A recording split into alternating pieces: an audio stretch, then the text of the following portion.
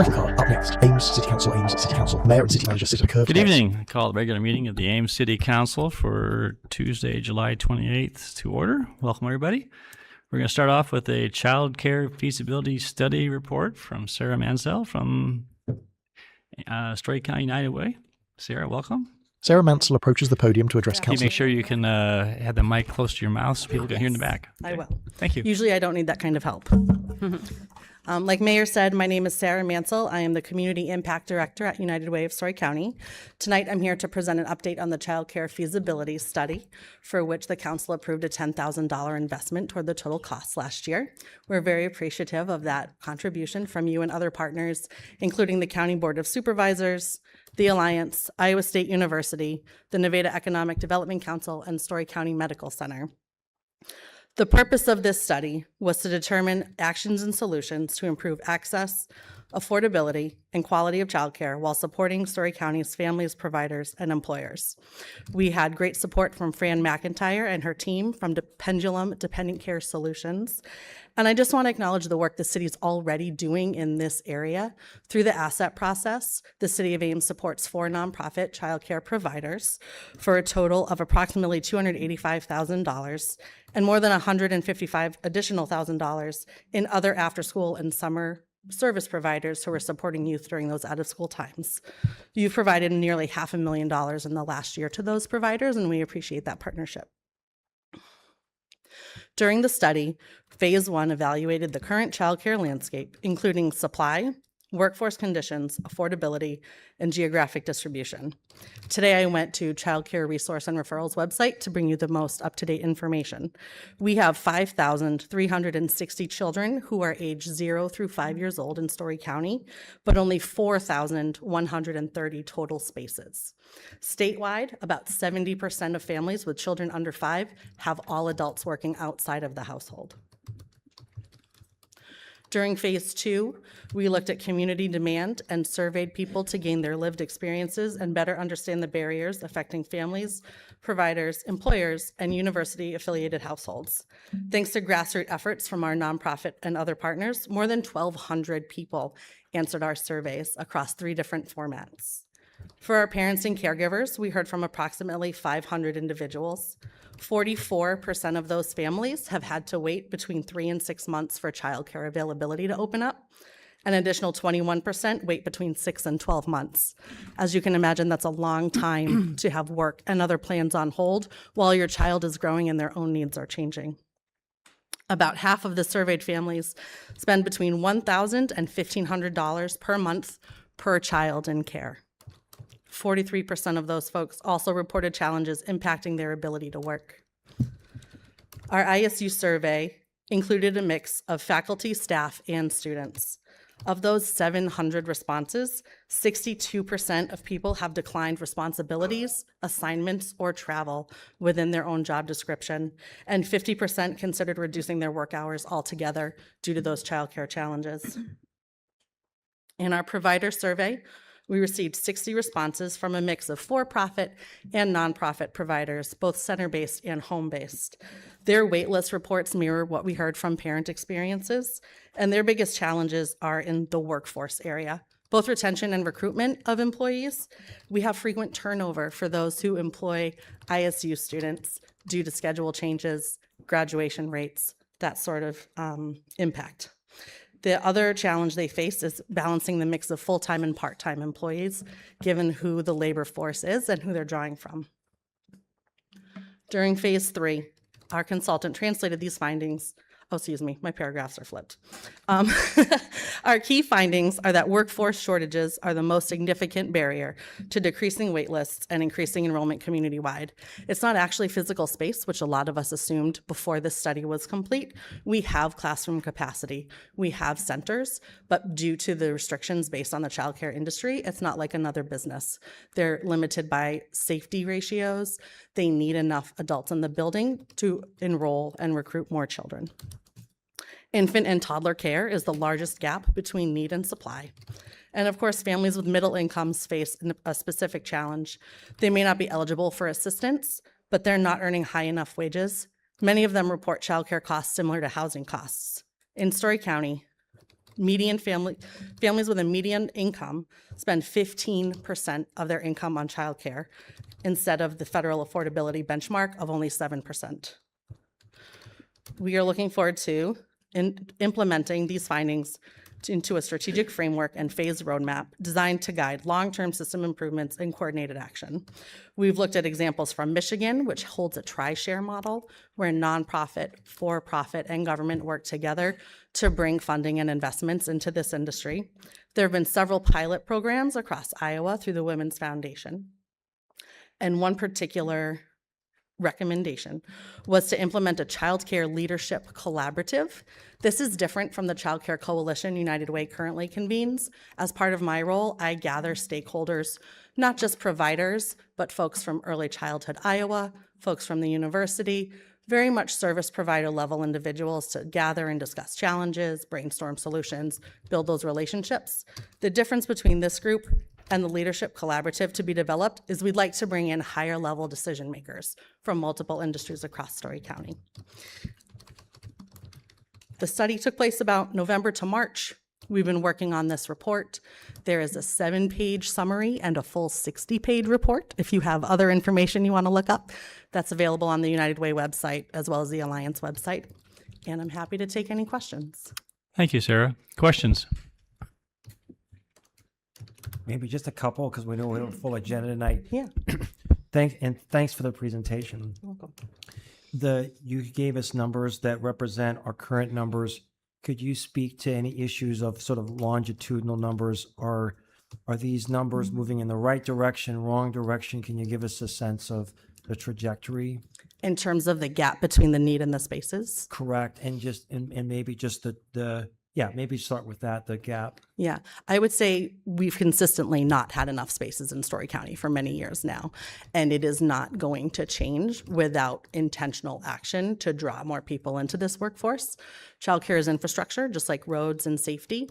If we don't have adults, if we don't have parents in the workplace, then we suffer economically across our community. So I don't have a specific trend line for you, but I do know that that is an ongoing solution, not only Story County, but statewide and nationwide. And last question. I appreciate the fact that you've looked at some other cities, and this is a problem nationally. So if you follow national news, this is a problem coast to coast. Have you found anything like best practices that we should be thinking of for a community our size? Yeah, in terms of a community our size, I need to dig a little deeper. A lot of it has been other cities and towns, sometimes countywide or statewide. Johnson County actually does some interesting work with Iowa University, so those are folks I'm looking forward to speaking with more directly. Great, thank you. Yeah, you're welcome. Other questions? All right. Thanks for Thank you, coming, Sarah. everyone. Appreciate it. Thank you. We'll move on to consent, and council staff has asked that item 10 be pulled, and an applicant requested that item number 35 be pulled and put on a future agenda. So is there any other items from consent that council wishes to pull tonight? I'd like to pull item 16, please. Item 16, anything else? Entertain motion to approve consent less item 16 and item number 10. So moved. Second. Thank you. Roll call. Betcher, Aye. Junk, Aye. Corriere. Aye. Rollins. Aye. Beatty Hansen. Aye. Garten. Aye. Thank you. Anita? So item 16 is related to, oh, that's not the right one. Oh, my goodness. I meant 15. How do I 15. undo that? 15. Assistant City Manager. Pay Goldbeck approaches the podium. We'll pretend it's 16. Oh, Go we'll ahead. You pretend ask it's a question. 16? Resolution Okay. approving the boards and commission survey results. Item Is that your question? 15 about the 2026 City Boards and Commission survey results. And so if Paul would be willing to come up and tell us a little bit about the survey and how they will be using this. Sorry about that. No, that's okay. So we actually started doing a boards and commission survey a year ago. So this is the second time that we're doing this. And this actually came about because of a council goal that you had set, right? You had told us that you wanted to ensure that the community knew about these opportunities to serve on a board and commission, and that we were kind of allowing multiple perspectives to be represented on this board. And so one of the things that we did was we issued a survey to folks who are volunteering. So there's about 120 community members who volunteer their time to serve on a board and commission. And we've been asking them, how is your experience going? Tell us a little bit more about what it's been like to serve on the board, what's working well, where are some rooms where we can improve. And so this is the second year of those results. So we've aggregated them for you, so you'll see that in your council action form.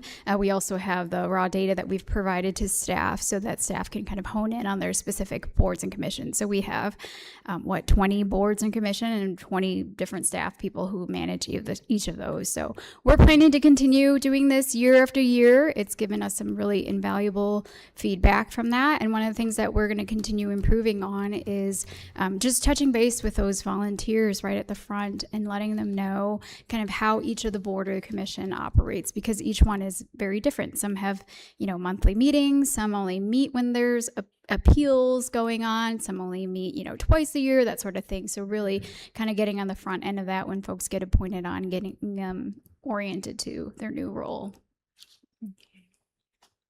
Thank you. Okay. I'd entertain a motion on item number 16, which was pulled. 15. 16 was pulled. We voted on 15. Oh, I move approval of 16. No, of 16. I need of 16. Yeah. She pulled 16. Right. So I moved approval of 16. I'm sorry. I'll Second. second. Thank you. Sorry. I started. All right. Roll call. Junk, Aye. Corriere, Rollins, Aye. Beatty Hansen, Aye. Garten, Aye. Betcher. Aye. All right.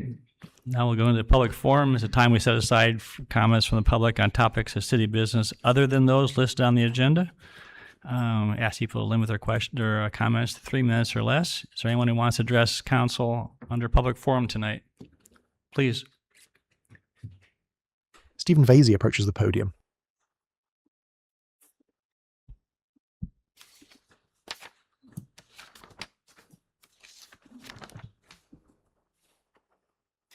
If you would please introduce yourself and you may begin.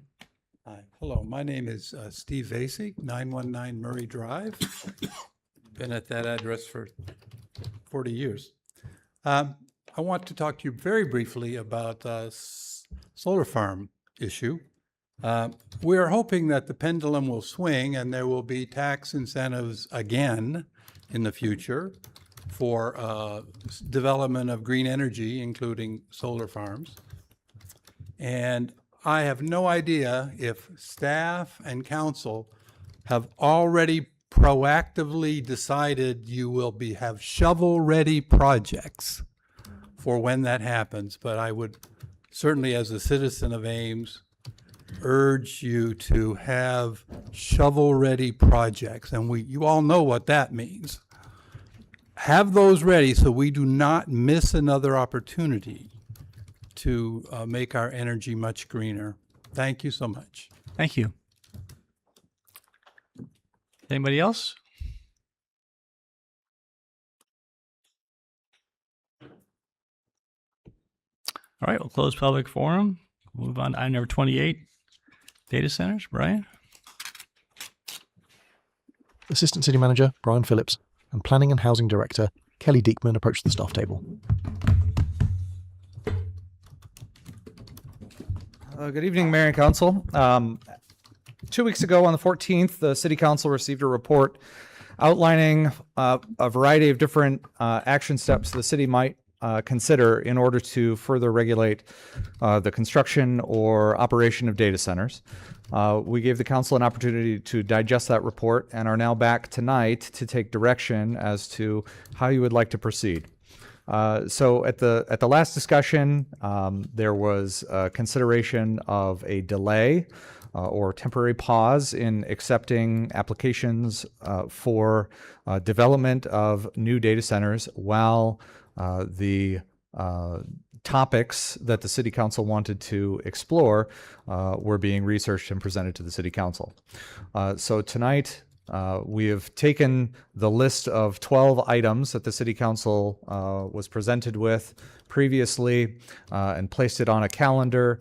And if the City Council wanted to pursue only those 12 items, we think that it would be something that could be accomplished within a period of about 6 months for us to provide the background information, research further these topics, present them to the City Council, go through any processes that are necessary for the Planning and Zoning Commission in the case of zoning text amendments, and then also go through the process of ordinance adoption, hearing, and so forth for any other code changes. If the City Council would like us to consider other topics beyond the 12 that were described in the previous report, then tonight would be the time for those to be discussed, and we can consider what that might impact, how those might impact the timing of the temporary delay. But with that said, I'm happy to take any questions you might have, and I'll turn it over to you. Thanks, Brian. Council, I thought to kind of help get the ball rolling, and is that, as Brian mentioned, there's 12 items. There's actually 14 items on the list, but 2 of them have to do with a temporary pause or permanent ban. Is there interest on and support on council for all these items? Now, item number 7, there's 4 options. If you may recall from 2 weeks ago, item 7, Roman numeral 4, was what staff was suggesting, a rezoning process with either master plan or overlay as an option to be considered relative to the development approval process.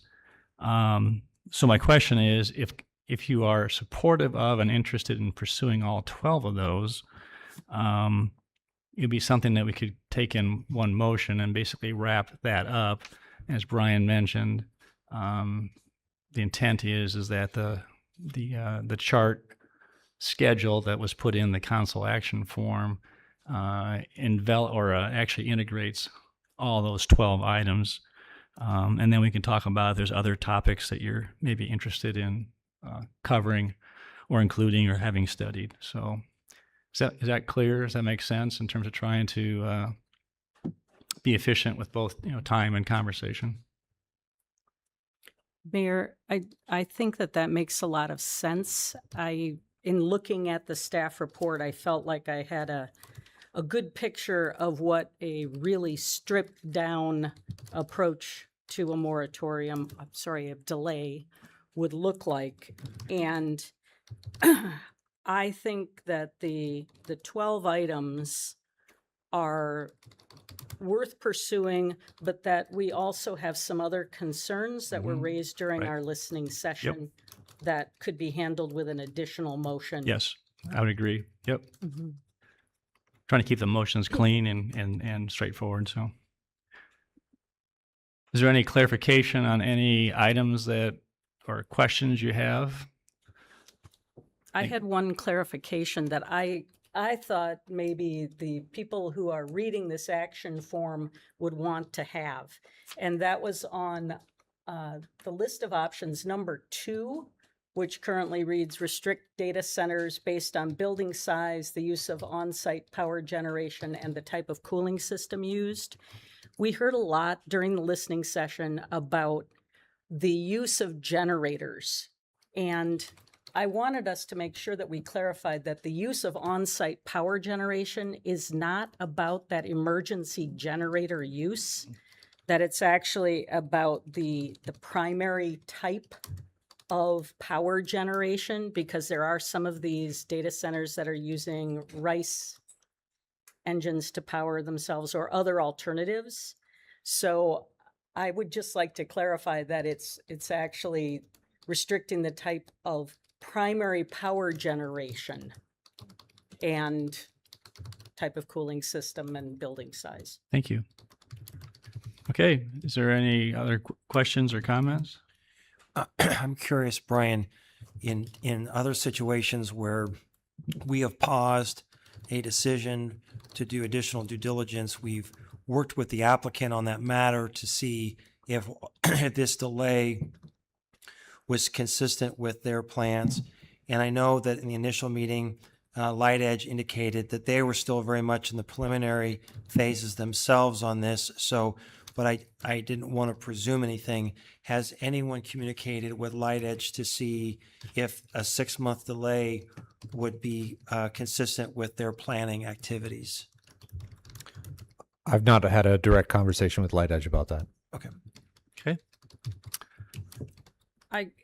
I guess, Tim, I would be really concerned about just having a 6-month delay because I think that stripped down timeline doesn't account for public feedback at all, and it doesn't account for our deliberations. And so it feels like 6 months is really not enough if we want to have that public feedback that I think is very important in a discussion like this. To the mayor's point, though, I think the question was if we'd be all right with the 12 items, and then we talk about length of delay Right. in a moment. Right. Yeah, I like to do. I just wanted to clarify yeah. that when Tim was Bringing making that up, that yeah. point. Yeah, the way I like to do is, thank you, Brown, exactly, is to start with the 12 and then open it up for other things that council's interested in having looked at. I would. And can I then, make a motion? then we can talk about, then we'll wrap it up with talking about the temporary pause. The delay. So, yeah, go ahead. I'll move that we direct staff to look into the 12 items that are listed. And could I just have a point of clarification? Is that 12, would that be item 7? Oh, sorry, 7, Roman numeral 4. That would Yes, be the part of the rezoning 12. process with the master planner overlay that allows for contract rezoning. Second. Okay. That clear, Taylor? Okay. All right. Those in favor of the motion, please say aye. Aye. Any opposed or abstaining? Motion carried. Okay, are there any other topics, areas of study, information that you would like to have brought back to council for consideration and in the decision-making process?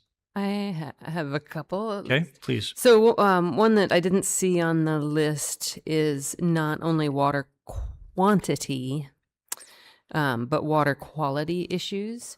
And I'm hoping that we can hear about I would like to ask staff to do a little bit more research and provide us with that, if they could, about what might be in a closed loop system and, how we dispose of that, right? So, and that might be what industrial pretreatment the companies might do already. I mean, I know we have industrial pretreatment already in place for industrial users. And so it would be just about bringing that information to us, and also so we can present it to the public in terms of what safeguards we might already have in place or what we might consider. Brian, do you have any comment on that? Is that implicit in any of these? And if it's not, then it would be a standalone. I'm certain we could put together a report relying on the staff at Water and Pollution Control to Great. Get a memo regarding that fairly quickly. I would move for a memo from Water Pollution and Control staff. Water and Pollution Control? Water and Pollution Control staff. Regarding water quality issues. Second. So could you, just as a point of clarification, could you explain what specifically you're hoping staff would be able to answer or provide information on? Yeah. So we heard that these the closed loop systems might have things in them so that prevent corrosion and things like that. And if that were to need flushing, or if there were to be a leak in either of those cases, that water goes somewhere. And so if it's going into our sanitary sewer system, does the water treatment plant have the capability to clean sufficiently that water? Or in the case of flushing, which would be predicted and scheduled, I presume, then maybe the industry has pre-treatment things that they're already doing. I don't know, but I know that some industry does have to pre-treat their water before they release it to us. And so I think it would be helpful to have that information refreshed in our minds and again, presented to the public too. So just being a little specific, but I want to make sure that staff has a clarity. It's really about the water is being discharged after it's being used in a closed loop cooling system. Yes. It's not about the water from the water plant coming into the facility. Is that correct? Right. Yes. Thank you. The wastewater. Or, Right. Yeah, wastewater. Yep. Okay. All right. Do you have another one? Can we do them each as a motion? Oh, I'm sorry. Can I vote on? Yeah, no, they just automatically pass. I'm sorry. Those in favor of the motion say aye. Aye. Any opposed? Thank you. All right. Do you have another one? I do. I'll do my other hard one, and then I'll give some other people a chance if they have one. Have mentioned this before, but I would like us to think about, or I guess what I will ask staff for is to do some research on other places if they have required energy be sourced through renewables or credits purchased towards renewables or some other system where we can ask these companies to help us build green infrastructure, right? So, and I'm thinking, I don't quite know what's out there, but one of the thoughts I had is you could almost have sort of what I'll call like a cafeteria plan option where we could allow some building of their own true green energy. Say they put solar panels on the roof, but that wouldn't, of course, be near all the energy that we're talking, right? So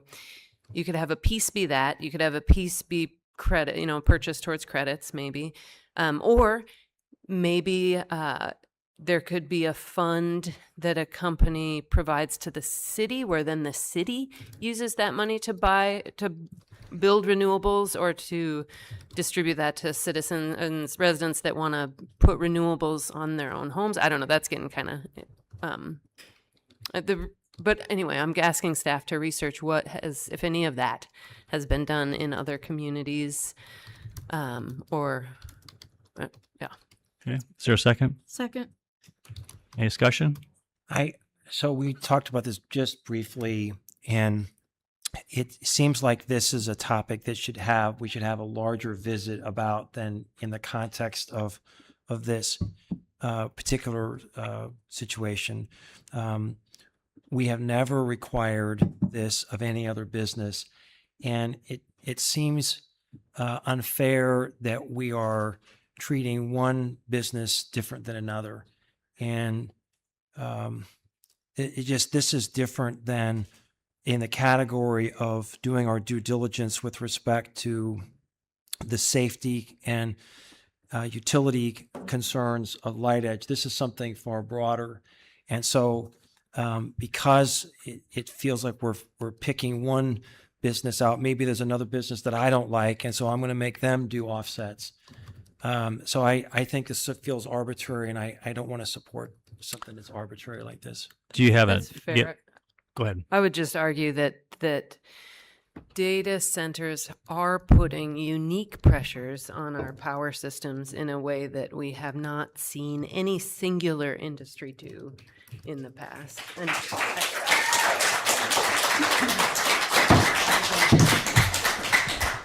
I would ask that you would refrain from clapping, please. We understand there's people that are in favor of and against it, so we get it. Let us keep the conversation going. And Go ahead. I would just say, I that would just be my argument for looking into this topic. And again, that's all it is looking into it. It's not committing us to 100% implement this for the proposal. It's just looking at what other places are doing. And who's to say that we could get this information back and then say, we have a lot of other big resource users in other ways, other industries. We might not do this just for data centers. We might open it up in the future. So it's just committing to learn more. Any other comments?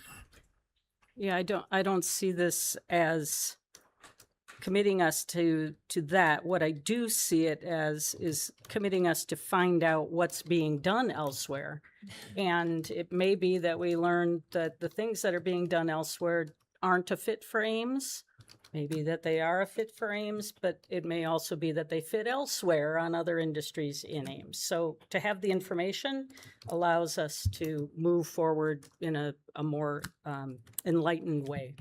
Well, it begs the premise, and this will be my last point on this, if the council wants to do this. If we had a very robust presentation the very first time this was presented to us, and council or the staff laid out for us the way in which their energy demands would be incorporated. And so they would be paying for the transmission, they'd be paying for the generation, additional generation. And so I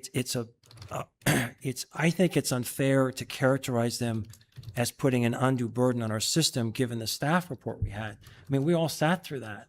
So, I mean, we can get information, but understand it's not us who's doing the work. We're asking our staff people to take their time to research something that would be unduly burdened on one particular industry. All right. Those in favor of the motion, please say aye. Aye. Those opposed? Nay.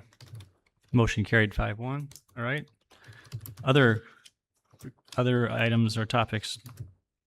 Well, thinking about what Bronwyn has been saying, in looking back at the list of major concerns that arose at our listening session, it does feel like there has not been a lot of investigation or consideration in the ordinance revisions, which are kind of the focus of that list that we got, on the environmental impacts. We've got the noise included. We've got the resource consumption included.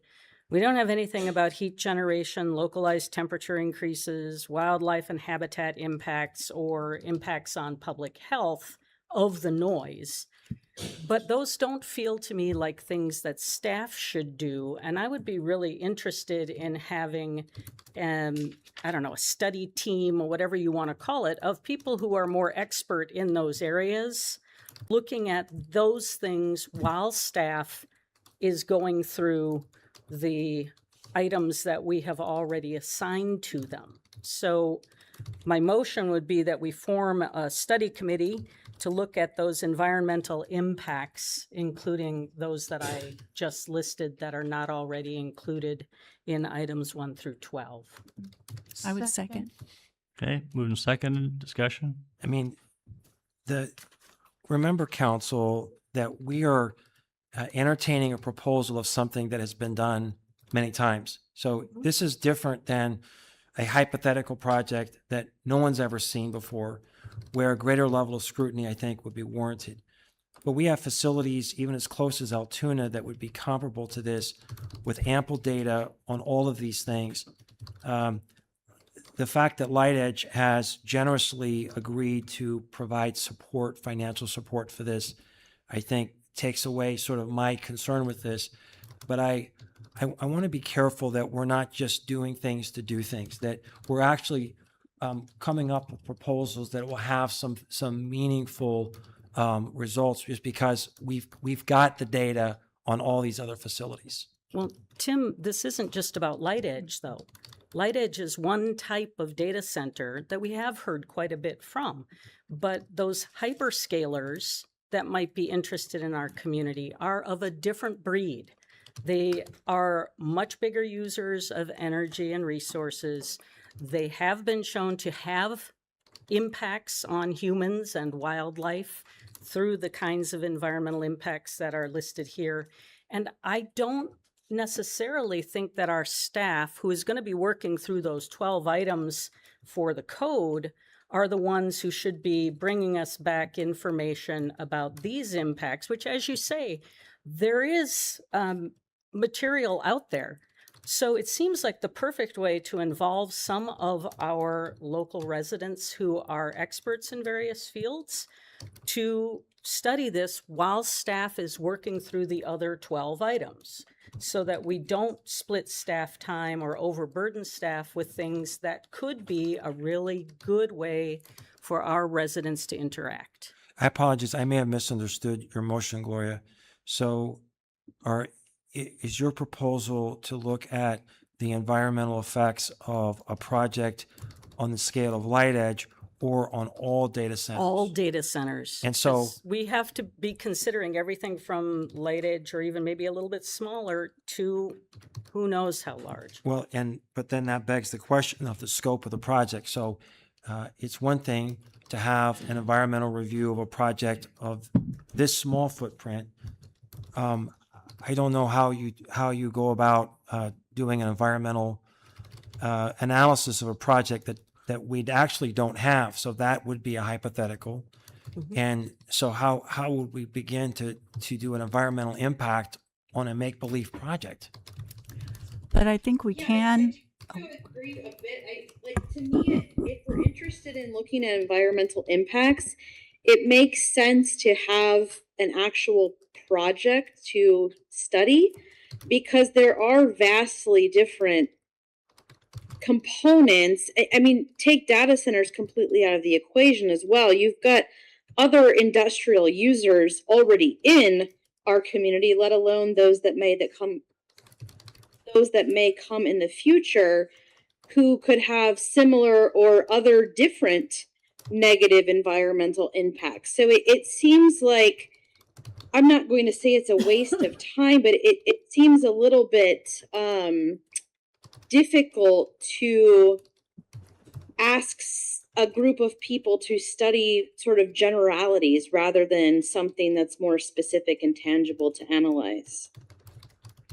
And I would say I think it's an opportunity to proactively understand what the research says so that we are ready and we sort of have a number of things already in our toolkit before we need to make that decision, that there is information about the hyperscalers on down, and it would at least give us a place to start when those projects come along. Can you remind me, Gloria, what were the topics that you thought this group could look at? So the items that came up in the public input were the heat generation and localized temperature increases that are often associated with data centers, the impacts on wildlife and habitat, and I guess other pollution. You've covered water pollution. Pollution in general was brought up. And the possible health impacts to humans and animals, especially of that low humming DBC measured noise. I think, just if I could, on that last part, I would think that's going to get covered with the noise item that you've already put on the list. Well, not so much the impact of it. The noise ordinance is about setting limits. So we have to do a staff report. We have to get into what is the meaning of DBC and DBA, which when you hire a consultant or you research this, they're going to come back with the basis for the standards related to human conditions. So I think from noise specifically, that one, the basis will be coming from a health perspective.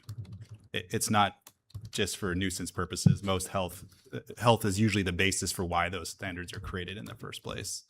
Well, as long as staff felt that they wanted to incorporate that with theirs. I think you have to have the basis of why you would create a numerical standard, and that is usually based on some kind of health aspect of exposure to noise. That's my experience from the past. That's where most acoustical reports come from when you're talking about an environmental condition, not about the function of a room and how noise transfers in the room. So I think that one will get covered. Cracks, as long as I think that one can absolutely would be covered by whatever you do on a noise study. That's not related to heat generation or localized temperature. Heat has nothing to do with noise, correct? Yeah. well, so that could also be included with those impacts on humans and wildlife.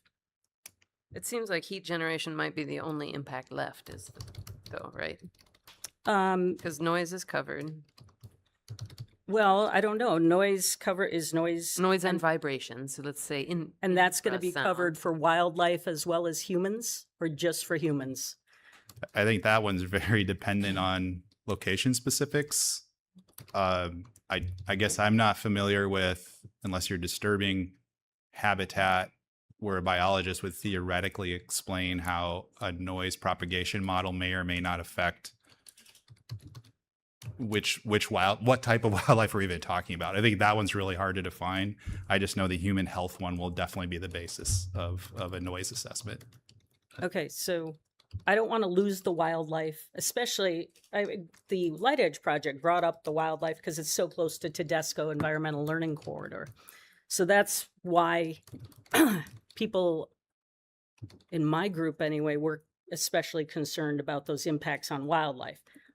Theoretically, it also could be impacted, wildlife could be impacted by other sorts of projects that are larger, right? Yeah, or any type of, many types of industry, yeah. But I think that wildlife experts are more positioned to look into this than we are. I like the idea of using experts, especially, we have a lot of them, right, in town.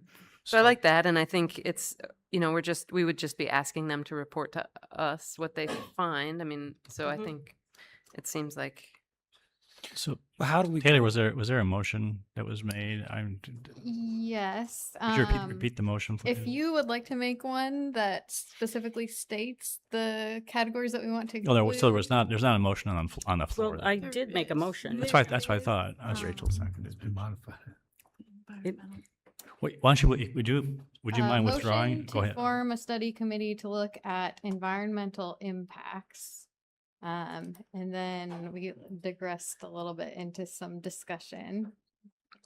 Okay. So environmental impacts that are not going to be considered within the 12 items, is that encompassing enough? Do you need this list again, I Steve? think you gotta be as specific as possible. I think it'd be helpful to be specific. Yeah. Otherwise, Yeah. You mentioned please be specific as possible. we want us to study the Well- areas, or be studied, not us, but. Yes, you're not studying it.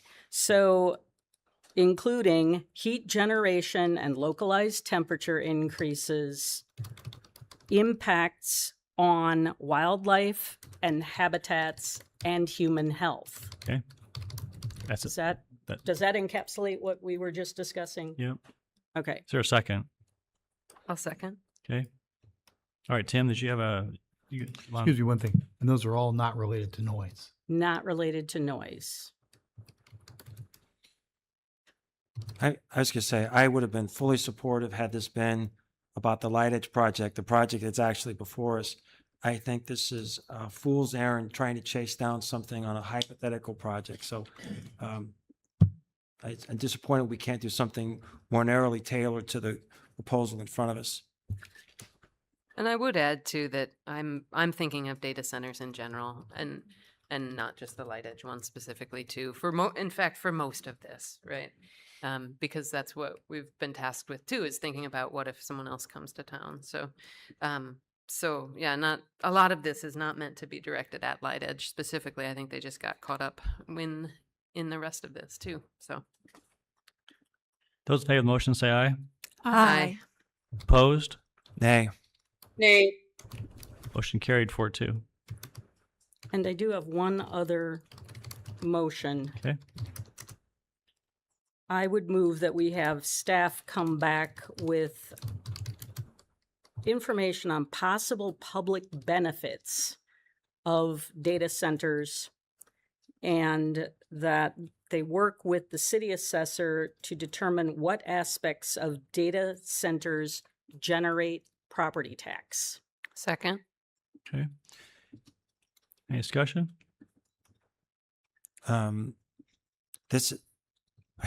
Isn't this already been discussed? I don't know that we've presented. I don't know. Yeah, I don't know that we've seen a full picture of that, and I don't know that that's been communicated to the public. I hear a lot of people say, "Oh, all you'll get from this is airport revenue." Mm-hmm. It's like, no, and that's not the idea anyway. But I mean, we need to explain. And is your motion pertaining to Light Edge in particular, This is or data all centers? data centers. So, I mean, it could be something like looking at communities that have benefited in a very wide array of ways. So communities that maybe host a company like Meta that are getting a recreation center because Meta came to town. I don't know what all those benefits might be, but right now, all we can really say is property tax airport revenue, and we'll get an extension to the power grid if Light Edge comes to town. But if somebody bigger comes to town, there may be other things that would be beneficial for the community. I just want us to be But ready to again, explain that. how do you articulate that when you don't have a project? Because every project's going to be different, right? Yes. Just like any economic development that we do. The assessed value is going to be different. The various incentives, if there's any, are going to be negotiated differently. The number of jobs is going to be different. I don't know how you put together something that's really actually meaningful and tells you something other than just really random projects that don't have anything to do with Ames and a specific project. Well, I'm a big believer in brainstorming, and it seems like we on council all have different ideas about what benefits might accrue from this sort of project. And I think it would be valuable for us to be able to have a wide array of things that have been collected from elsewhere to look at as information and to consider. And it would be really helpful to know which parts of a project like Light Edge, for example, are actually property tax generating, because it's not clear to me, and I think it may not be clear to other members of council, whether it's just a building shell that is going to generate property tax, or whether it's some parts of the interior of the building that might generate property tax. So I'd like to know which things do generate property tax for these kinds of projects. Okay. Those who pay the motion say aye. Aye. Opposed? Nay. Motion carried. All right, is there anything else that came up during your reflections on the council action forum and also on the public input session we had on the 30th that needs to be looked at? Otherwise, we can move on to discussing the temporary pause length.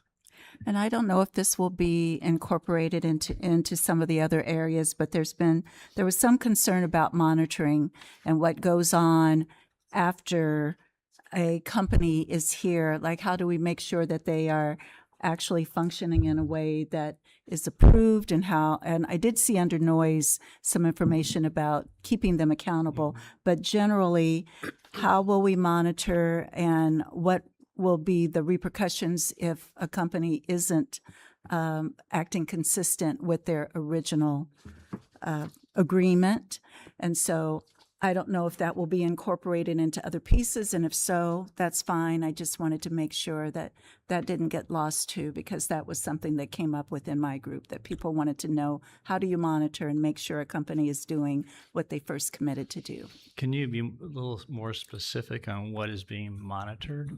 Yep, like thinking about energy use, and also thinking about, even though we have talked about water and energy and sewer costs and sewer usage, but maybe some way of reporting each year so that we know, and requiring those reports so that we know how much energy is being used and what that energy source is, and how much water is being actually used, and how much is going into our drainage system.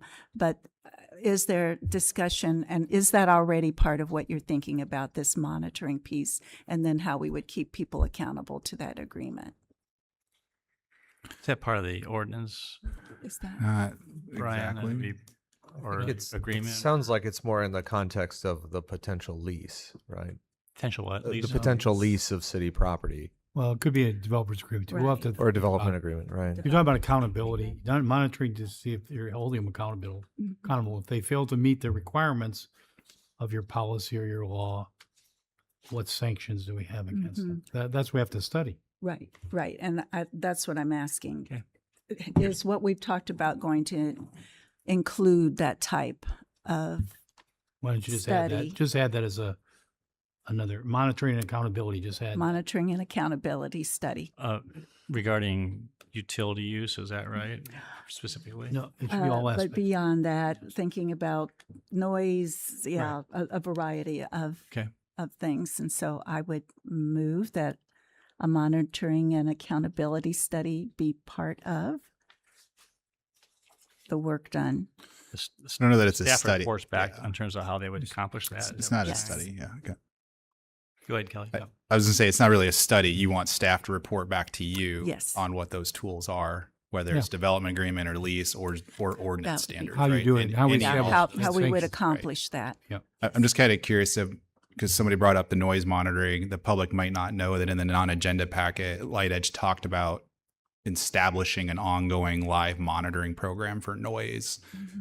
So that's an example of one. I'm sure there's going to be other things that we'll be able to look into, but that's what you're kind of looking at is what monitoring can we do, and then also what are enforcement mechanisms. Yes. Okay. Is it just a $50 fine, or there's some stronger Correct. teeth? Yeah, we've talked, but yeah. Okay, there's a motion made. Is there a second? Second. Any discussion? Those in favor say aye. Aye. Any opposed? Motion carried. There was one question that was presented in the feedback sessions about what to do in crisis situation where we say lose power, or and about the order that power comes back. Don't know that that's addressed in any of these topics, but also not quite sure how we ask for Wouldn't that. that be wrapped into the? Was that wrapped into one of these? I thought it was part of electric tariff or that, electric? I mean, I thought we asked that, and electric said they had a means of doing that, but maybe I'm wrong about that. Brian, do you remember that? I do not. Okay, I would just ask that we make a motion. I would move that we get a memo from staff about electric reconnection in the case of a big outage or crisis situation, emergency scenario, and just how we might think about who gets power first if it's an option. Is there a second? Second. Did you have something you want to say? I just, when you're referencing separate memos, this will be part of the document that comes back that will cover these topics. Is that how you see it? You asked for a memo, but this will be included in our report back. Right? Okay. All these items. Yeah, I see. Sure. Just want to clarify. Yeah. Okay. Okay. Yeah, this fits into the on-site power generation, and when you use it, that's usually prescribed in that section. This was one of the concerns related to electricity demand that came up during the listening session, and It's it okay. was You're clarifying. concerns about how power would be prioritized during shortages and emergencies. Right. Yeah. That's Right. Yep. Okay. Those in favor of the motion say aye. Aye. Any opposed? Carried. All right. All right. Have a temporary pause. There's a resolution in the packet. Staff has suggested or requested, in lieu of a specific time period, that a date-specific expiration be utilized. Tim, you mentioned, I'll go to you, you mentioned 6 months. There was a comment from Gloria that may not be adequate. We've added some things to the overall list of things for staff to look into. Let's discuss this one and come up with a motion. Well, I think that council has offered some meaningful topics of discussion for larger data centers that certainly could be explored beyond the 6 months. The staff believes that they could take care of these initial proposals within that period. I worry about it extending into the budget cycle. And we have the discretion as council, if we believe that additional time is warranted, we can always add additional time. But I think it's important that we create a time frame in which the staff believes that they can accomplish the goals that we've set for them. I don't want to just push it out just for the sake of pushing it out. I'd want to base it on the scope of the work. So specifically in the city manager's recommended action, it says staff is optimistically estimating the delay should be in place until at least the end of January. And we just added additional items for staff to research and for the community to research. Also in the staff report, it says this table with the proposed 6-month timeline does not include any specific pauses the council may desire to obtain additional information, make final decisions, or gather public feedback. So this does not have enough time for community input, workshops, listening sessions, anything like that we might need to do before making a decision.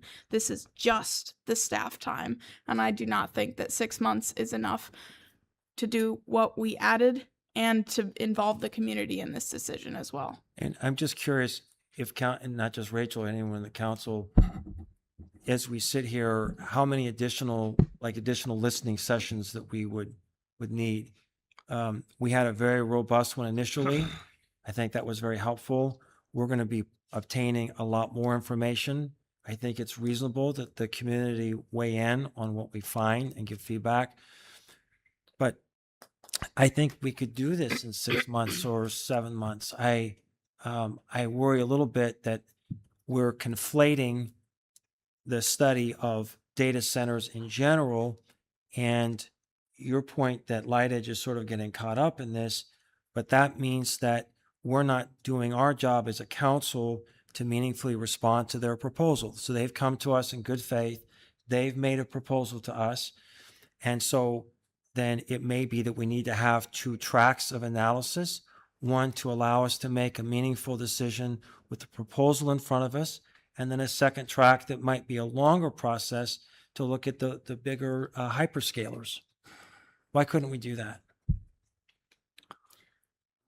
Well, it's going to be, it would seem that it'd be challenging to be trying to negotiate with a Light Edge if there's still uncertainty on a lot of these bigger issues. You know, Tim, I think a lot of them kind of overlap as well too. I understand what you're saying. I think that I think council does want to be responsive to proposal on the table. On the flip side, I think we did talk about this, and that was we're trying to capture all of these things and maybe even broader in terms of high energy users, you know, in the future, other, you know, industries that maybe can't foresee what they might be. But the point is, it's going to be difficult for staff to negotiate if they're still in the conversation stage on some of these topics.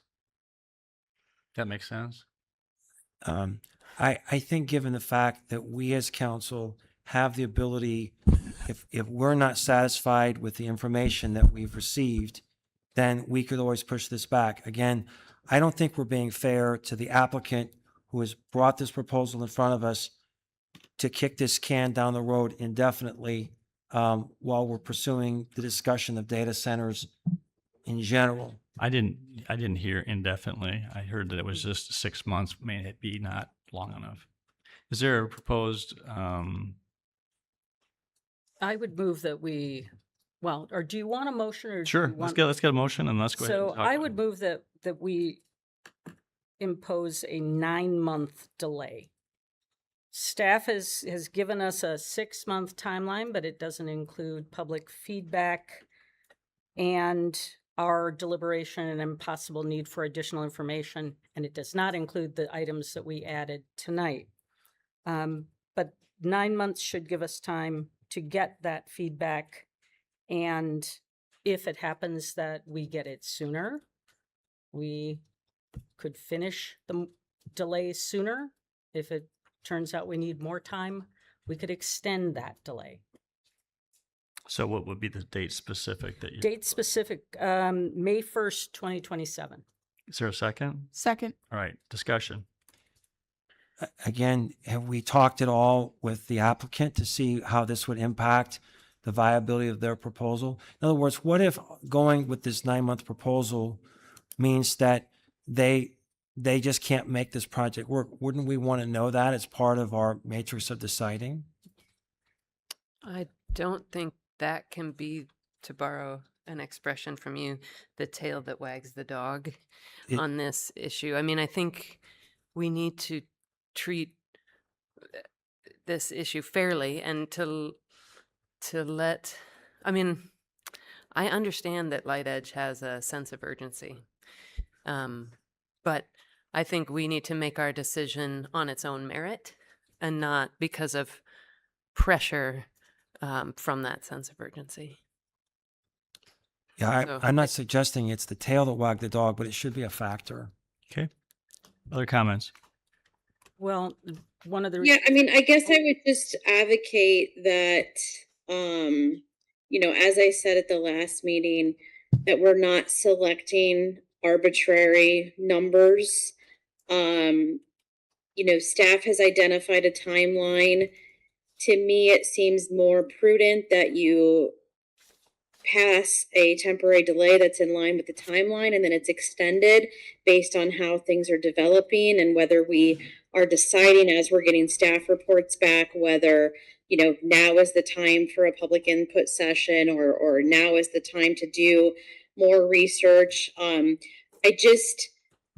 hate the idea of dragging this out for a number of reasons. Obviously, we're not in the business normally of council is just leaving potential projects up in the air with no, certainty. At the same time, again, as I said at the last meeting, we have a very engaged group of people in the community. I think we can acknowledge, if we're being honest about the feedback that we're getting, that it's coming from both sides. People who are supportive of this specific project, people who are not supportive of this project, or people who aren't supportive of any data centers at all. And it's coming from across the spectrum. So to not acknowledge that and create a timeline that doesn't really honor what's exactly in front of us, I don't think is fair to both the applicant and to the community in general. So Go ahead. Go ahead, Rachel. I don't want to put staff on the spot, but with what we added tonight, what would you estimate that would add to the timeline presented? You're putting us on the spot again. Let's ask you, how about deliberation and Yeah, exactly. public feedback? That's what I think Is that a the month? extra Is that 2 time months? comes from, honestly. That's where I see the extra time coming from. And I've been a proponent of a year, honestly, because I think I want to make sure we have plenty of time to talk through the issues. I feel like more questions will come up as we're doing this. I think we should have at least I would like another 2 minimum public sessions about it where we gather feedback on things received so far. I sense that a year's not going to happen, so I'll be supportive of 9 months because I think it's the best deal, it's the best compromise, right, between the fastest that we should do it and the year, which would be my preference. Lori, do you want to But why would we not collect feedback during regular council meetings? I mean, I think that's another point to the public engagement piece, right? Like we have an engaged group of people in the community who care deeply about this topic. And I think that council meetings are already difficult enough for some people to attend. And when you create additional meetings that are off of our normal schedule, I think that creates additional difficulties for people in trying to engage with us. So why would we not create a public input process that follows our normal input process for any other issue that we discuss in this community? Yeah, I wanted to get through this meeting and then start thinking about how we're going to do that process. And to Amber's point, I would like to see it interspersed and get it as we go along, essentially, to try and be efficient and also respect staff as well as the public that comes and engage. But I think we can get that worked through so everyone is comfortable and supportive of that. But the point is there will be opportunities for public input in the months ahead. We already have, in theory, we already have 6 months of work that we've, in addition to this topic, right, that we've got to do in 6 months. And so. You mean besides this? Yes, exactly. Our normal other business, right, like the other things on this agenda tonight. Right. We have 6 months worth of those too. So if we do collect the feedback in a normal council meeting, I guess I could think about how that might work. I'm not necessarily opposed, but I think Let's cross that bridge and get to it. yeah, I think, but that's where I see the need for extra time, honestly. All right. Is there any other closing comments? Those in favor of the motion for May 1st to be the end date for temporary pause, please say aye. Aye. Those opposed? Nay. Okay. Motion carried 4-2. All right. Anything else, Brian, that you need from us tonight? No, thank you. All right. Thank you. We will move on to item number 29.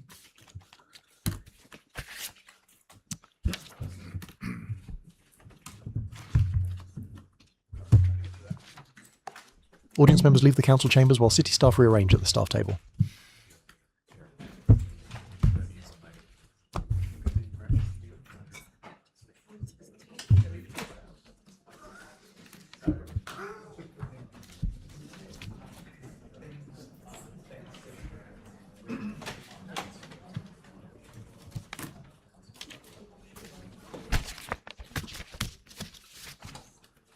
Thank you, Gloria. Thank you, Beatty. Thank you both so much. We appreciate you guys. My name. I guess it's a name. Part of your name.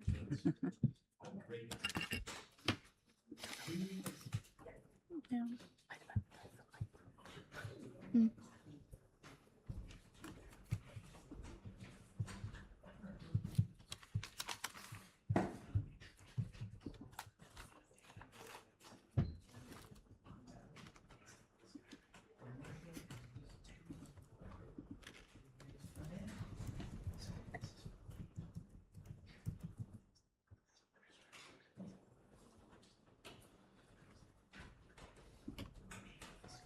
All right, Kelly, go ahead. All right, so we're going to move on to the next item. Tonight, we have a public hearing on the annexation of the Iron Subdivision and the Ames Golf and Country Club. I know council is very familiar with this topic. We've been talking about this since January of 2025. City Council, in May of 2025, first directed staff to accept applications at our request to proceed with annexation, and at that time included an incentive of offering to transition the property taxes for the properties in the annexation over 3 years with a reduction of 75%, 50%, and 25% in that time frame. So last May, you asked us to move ahead. The City Council affirmed in June that since the Borgmeyer property, which is the red property to the south here, was in fact in the city, that it was time to move ahead with this process. So in June, you direct us to move ahead. We have audience members engage in a side conversation. Sir, I mean, we can hear you up here, so if you wouldn't mind going outside and speaking in the foyer, it's kind of distracting. Thank you. Thank you for coming. So in June, we commenced the process, had a consultation meeting. Story County attended. No particular feedback was provided at that time to alter this proposal, and we provided public notice as required to all of the owners of property within the annexation directly by certified mail, plus abutting property owners, all as required by state law. The Planning and Zoning Commission considered this earlier in July, and they determined that it was consistent with our comprehensive plan, which it is in fact consistent with our comp plan in the way that we have it designated for the expansion of the city. So we're recommending approval of this annexation. As you all know, the covenants that were originally agreed to by the country club, which then apply to all the subsequent buyers of property here. Not everyone did apply for the annexation, so we do have non-consenting properties. This map shows you that. The hatched areas are non-consenting properties. So even though the annexation is technically an 80-20 annexation, so we do have to make a finding that including those hatched properties is consistent with state law.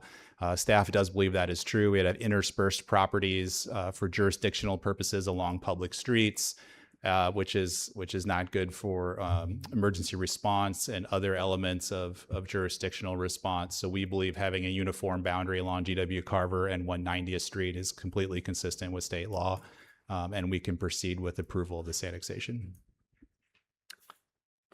Thank you. Questions for staff? I just want to be sure, Kelly, that if we approve alternative number 1, that everyone in the area that we're annexing would have that transition of taxes over 3 years. It's not just the people Correct. who took the opportunity to say will be annexed. Yep. If you offer it to one, you've offered it to all that are in the process, not whether they voluntarily submitted an application or not. Kelly, could you also just clarify or just remind us regarding the sewer and the fact that what this does or doesn't do regarding installing a sewer? Sanitary sewer. So another issue with the covenants was eventually the property owners have to pay for the extension of a sanitary sewer main and disconnect from septic systems and connect to city sewer. All of that timing is at the direction of the city council. You received an overview of that earlier this spring. No direction was given. The property owners have not proposed any particular project that they would like the city to support or to undertake by themselves. So the annexation doesn't directly change any of that. Whether the property is annexed or not, the sewer obligation exists. It's not contingent upon annexation, nor does annexation trigger automatically that has to happen. So city council at some future date will be making that decision. As we described earlier this year in the spring, until the red property, the Borgmeyer piece, has a sewer extension from the east side near the railroad to the west side, it's not even feasible. So we would say at this point, at best, that's a 2028 idea that could even happen. So at that point, then there's probably needs to be some more discussions about what council's expectations and timing are. But at this point, there's no real determined timeline where that could be required. Okay, any questions? Kelly, I'm trying to remember when we have staggered the imposition of taxes in a manner that's similar to what is being discussed tonight. Can you remind us, are there any other examples of this? We have never done it. This is the first time we have ever utilized that provision of state code. And I would point out, I think this is a very generous proposal. We certainly don't have to do this. And I think I'm supportive of it because of the recognition of the awkwardness, not because of anything that we did, but because of the challenges that the property owners face because they weren't properly informed. So I just wanted to point out that this is a unique situation and expresses, I think, a generosity of the city council. All right, declare the public hearing on annexation of the Ames Golf and Country Club and Iron Subdivision property to be open. Is there anyone who wants to address council tonight? Daryl? Daryl Vack approaches the podium to address council. Good evening. My name is Daryl Veggie. My wife and Joyce and I both live at 5527 Irons Way, which is one of the 31 properties that reside in Irons Way and Irons Court. And we do not want to be annexed. All 31 people would rather not be annexed. We feel this is being forced upon us. So I'm here for two reasons. One is I would ask that you stop this annexation process of Irons Way and Irons Court. And Mr. Garten made it clear that a couple of times ago that yes, you can. And so we do concede that yes, you have the right to do that. The wording in the contract says if the city desires to annex us, and apparently that seems to be the track that we're on. The second thing is that I'd like out of this council is, being that seems to be the track that we're on, I really enjoyed the spirited discussion that was going on here with the data center. I have heard nobody say why you want to annex us. Any one of the council members, you are the city, you can say yes or no, and so far it appears that you're saying yes. I think you owe it to us. We've said we don't want to for these reasons. Have not heard a peep from you as far as why you want to annex us. Would anybody care to volunteer any of that information? If council wants to address or that question, they can do so after you finish your comments. Pardon? I said if council wishes to respond, we will have them do that after you finish your comments. Okay. I think that's really it. I think I'd like to ask that you do not annex us. And I would like to ask that if you are going to, tell us why. And that's it. Thank you. Is anybody else?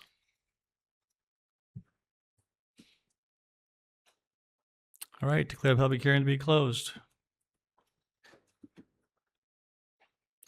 Well, I'll be happy to respond to Daryl. Daryl, you sat on this dais, and so I presume you have some recollection of land development process. And so as a city grows, it is not good planning to leave large tracts of land in the path of development unannexed. We provide city services. The people there are going to pay taxes for those city services. And so I appreciate the fact that when we annex, that there may be people who are reluctant to be annexed. We have heard that, I think, every time we've done an involuntary annexation. So I don't take it lightly. I put myself in your shoes. But we have a duty to the community broadly to follow best practices of growth and development, and therefore this area needs to be developed. I do not wish to go through the points that I went through in the last meeting. I would point out that the Golf and Country Club, I assume, received notice along with all the owners and continues to ignore these meetings, an opportunity to appear and to address what I think of is a clear level of responsibility to have informed the owners of the irons about the implications of this agreement. And I also point out that I believe that what we did for the irons, is it 10 years ago? I've lost track of time, 10 or 11 years ago, that was a huge financial benefit to the country club. I don't know the country club's finances, but I can only presume that this has been a great benefit to the country club. And yet here we are, and we've never heard from them. I've never received an email from them. They've never spoken to our meetings. And so this is a party that has benefited tremendously from our flexibility, which I would never support today. I would never sign up for this again. And they receive that benefit, but they have never had the decency to come and respond to I think, the genuine, legitimate concerns of you folks in the irons. But that's why we're annexing. I hope that's helpful. Anybody else? Well, that was well said. Thank you. All right, entertain motion. I would move approval of the resolution approving annexation. Alternative number 1, which would include the resolution on the transition for the taxes as well. Yes. Okay. Second. Thank you. Roll call. Aye. Rollins. Aye. Beatty Hansen. Aye. Barton. Aye. Betcher. Aye. Junk. Aye. Very good. We'll move on to item number 30. Vanessa?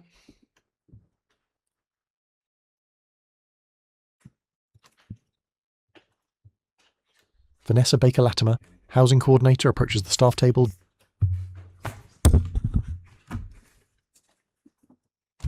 Good evening, Mayor and Council. Thank you for the opportunity to present our 26-27 annual action plan that we have been working on for the last several months since March with public input. And we're now at the point of ready to submit that plan to HUD early this year. Hopefully that we can get a good response. I did wanted to bring to the council's attention the items that we have meets the eligibility requirements, and also our goal to complete the Baker subdivision, and also be in the position that we continue to meet the timeliness test for HUD with that moving along the Baker subdivision. And also the council's attention that we did receive one public comment that was in your packet regarding sidewalks being a sidewalk program and non and moderate income census tracts, which unfortunate CDBG funds can only be that and low income census tracts. And then other than low income census tract, we would have to do a household by household determination of eligibility to go outside of LMI census tracts, which would take up a lot more staff time and resources. And I am going to be in conversation with Public Works on what that could possibly look like and maybe bring some ideas back to council in the future. Thank you. Questions? Vanessa, in the council action form, we've got the following proposed projects listed, and among that is disposition of properties. 1107 Grand, 621 Grand, 1514 Duff, and the Baker Subdivision. Those are all of the properties that we currently own. Is that right? Yes. And where does that put us if we sell them? I know I can never keep straight how this income and outgo of CDBG works when we're talking about properties like those. So could you explain to me again what that does to our balance sheet to dispose of those properties? Certainly. It's very similar to what we're doing right now at the Baker Subdivision. Any property that we've purchased under our affordable housing program, when they go back up for sale after we sold them or we improved them ourselves, that money comes back into our program, is considered program income. So it continues to add to our fund balance. So we just have to be in a position to be able to sell those, spend that program income when it comes in. So with the number of lots that we had to do at Baker to get that whole subdivision completed, then we're adding 3 more properties. The Baker Subdivision became the primary source to where if we get that income in, we can get it spent on these funds, and then we can come back and then sell these properties or improve them ourselves and then sell them. So those properties are there, and for the same reason that the Baker Subdivision they are generating program income properties. Okay, and then I have a general question.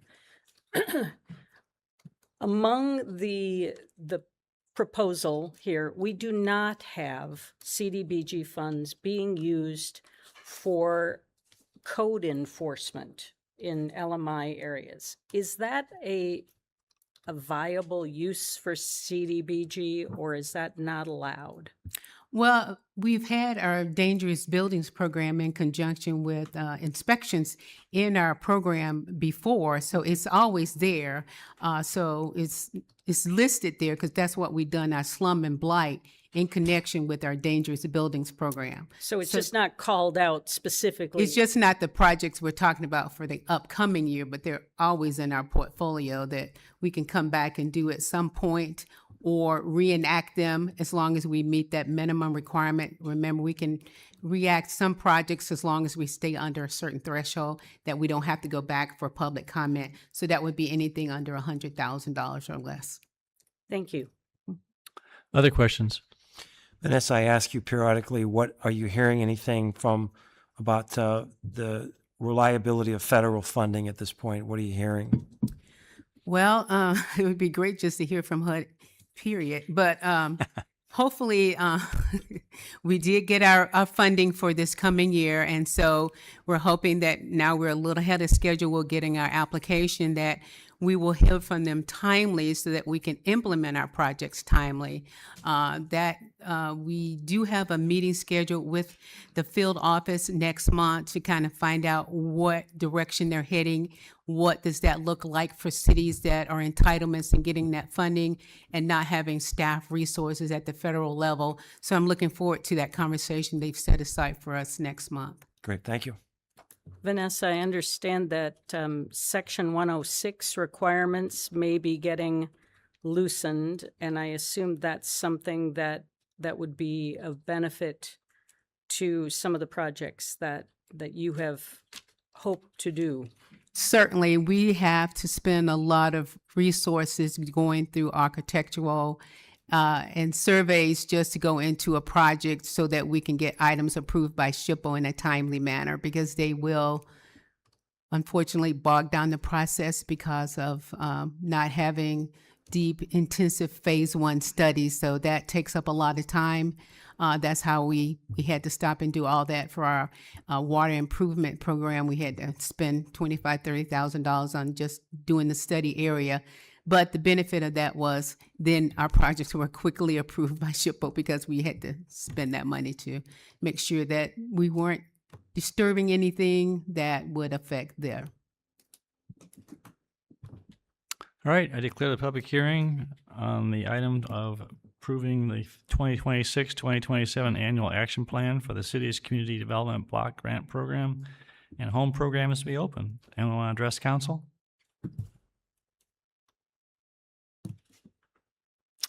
Seeing and hearing none, declare the public hearing to be closed. Entertain a motion. Move alternative 1. Second. Thank you. Roll call.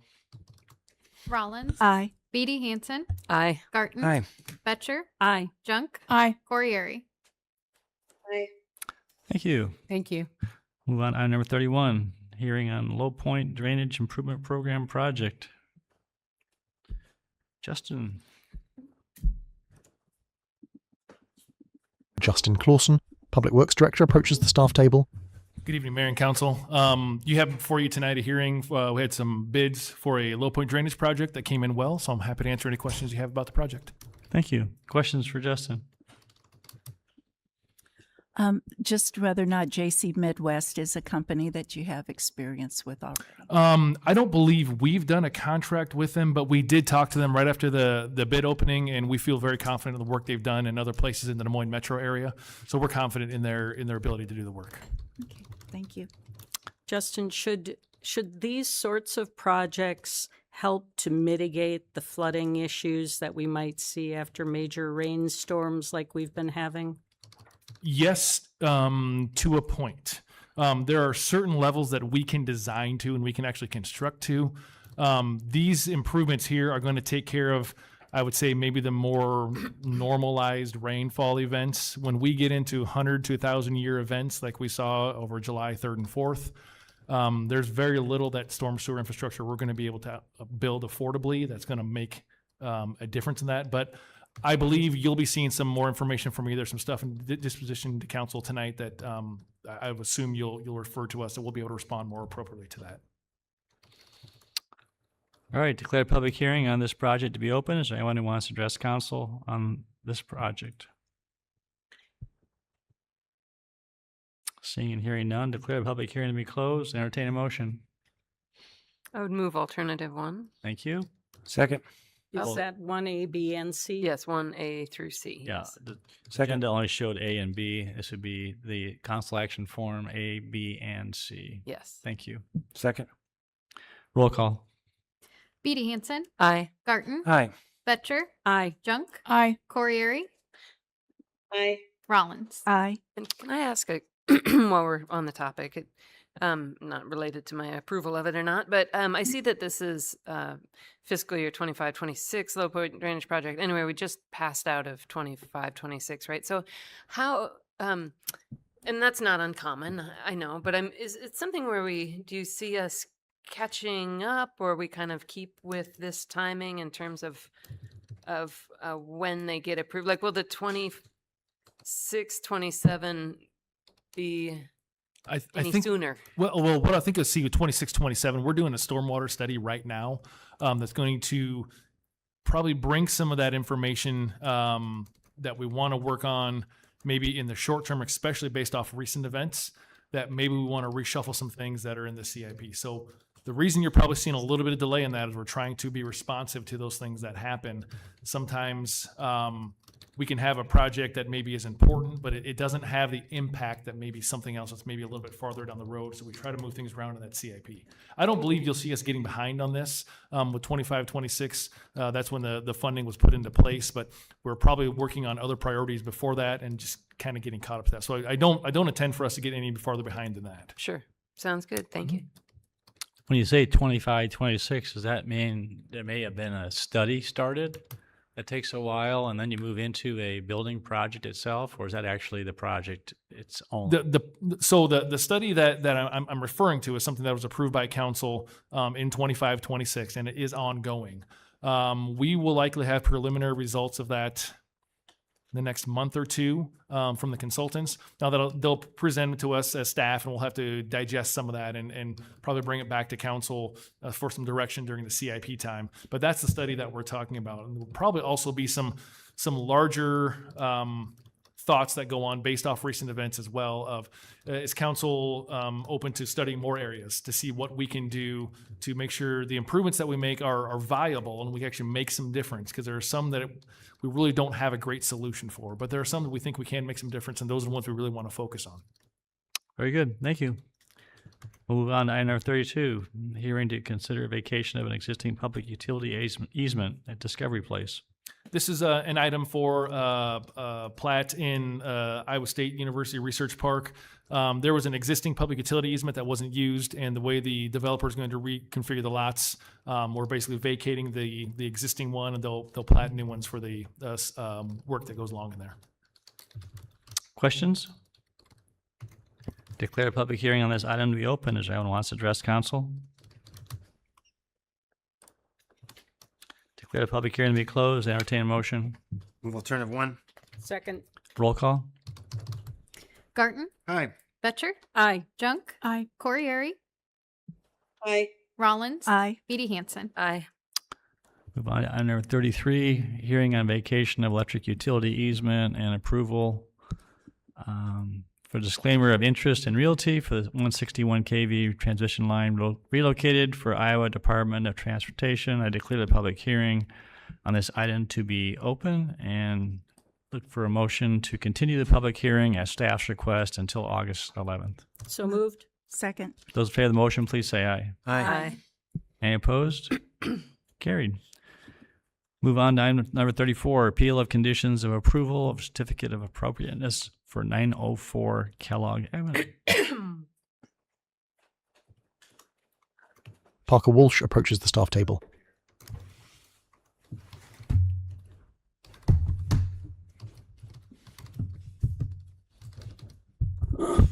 Good evening, everyone. Good evening. This item is the appeal of the conditions placed by the Historic Preservation Commission, and the property owner did install an HVAC system, also known as a mini split, in 2025.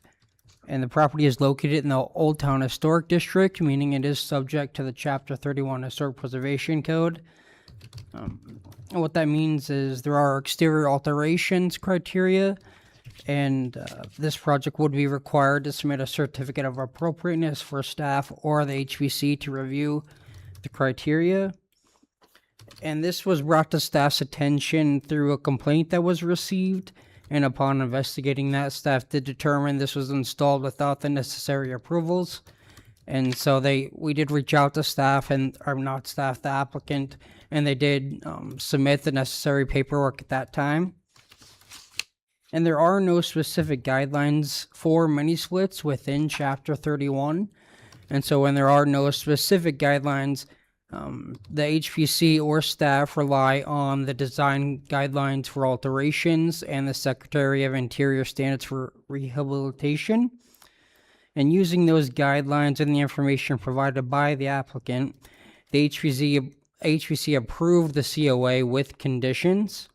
One of those conditions is to encase and conceal the exposed supply lines, and that is what is being appealed here tonight. With the appeal that was submitted, the applicant did submit new information in the form of a contractor statement that was submitted. And if the City Council does believe the applicant has significant new information that the HPC should address, the council would need to remand the application back to the HPC for review, and that is alternative 2. Ultimately, the council is charged with deciding if the HPC acted patently arbitrary in its application of Chapter 31 standards upon the information included in the review on the May 11th meeting. But based on the May 11th HPC proceedings, staff believes that HPC applied the necessary review criteria of the alterations and applied the criteria reasonably to the situation based upon the information that was presented at that meeting.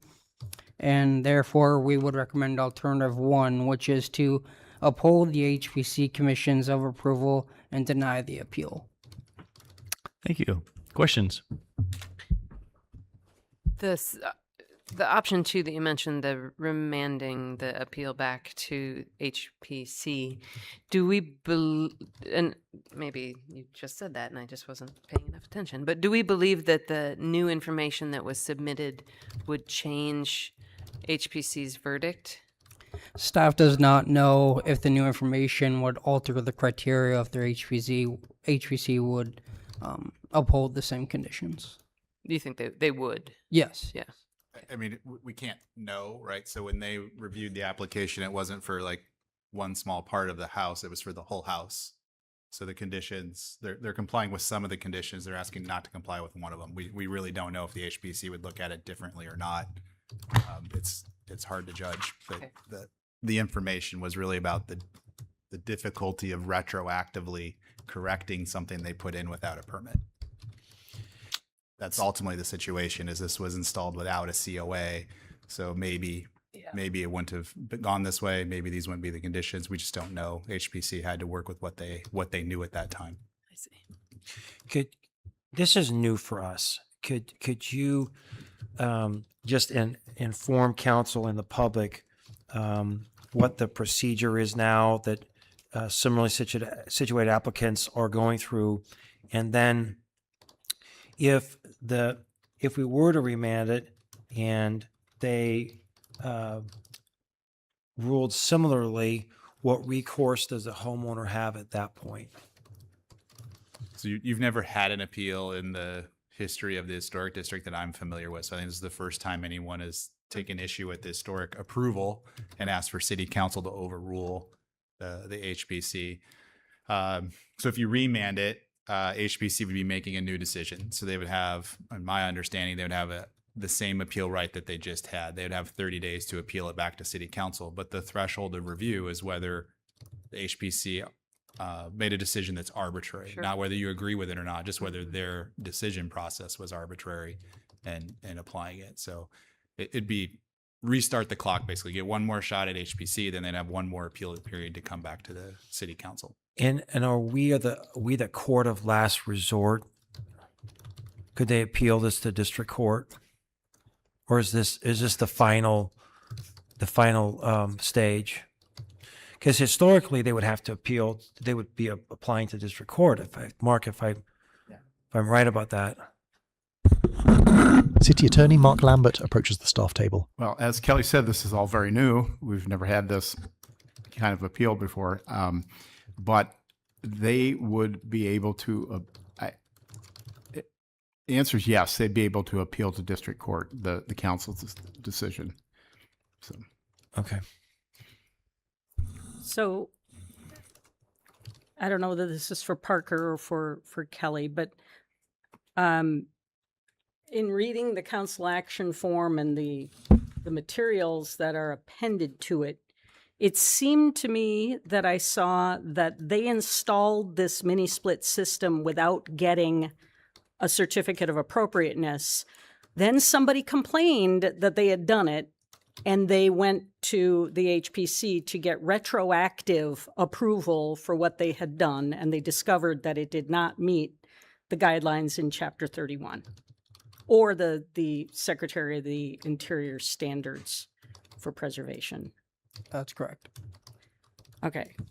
So, I mean, my opinion on this is that the HPC acted as they should have. They applied the standards, and the applicants should have sought approval instead of asking for forgiveness, which is basically what going and getting a retroactive approval is.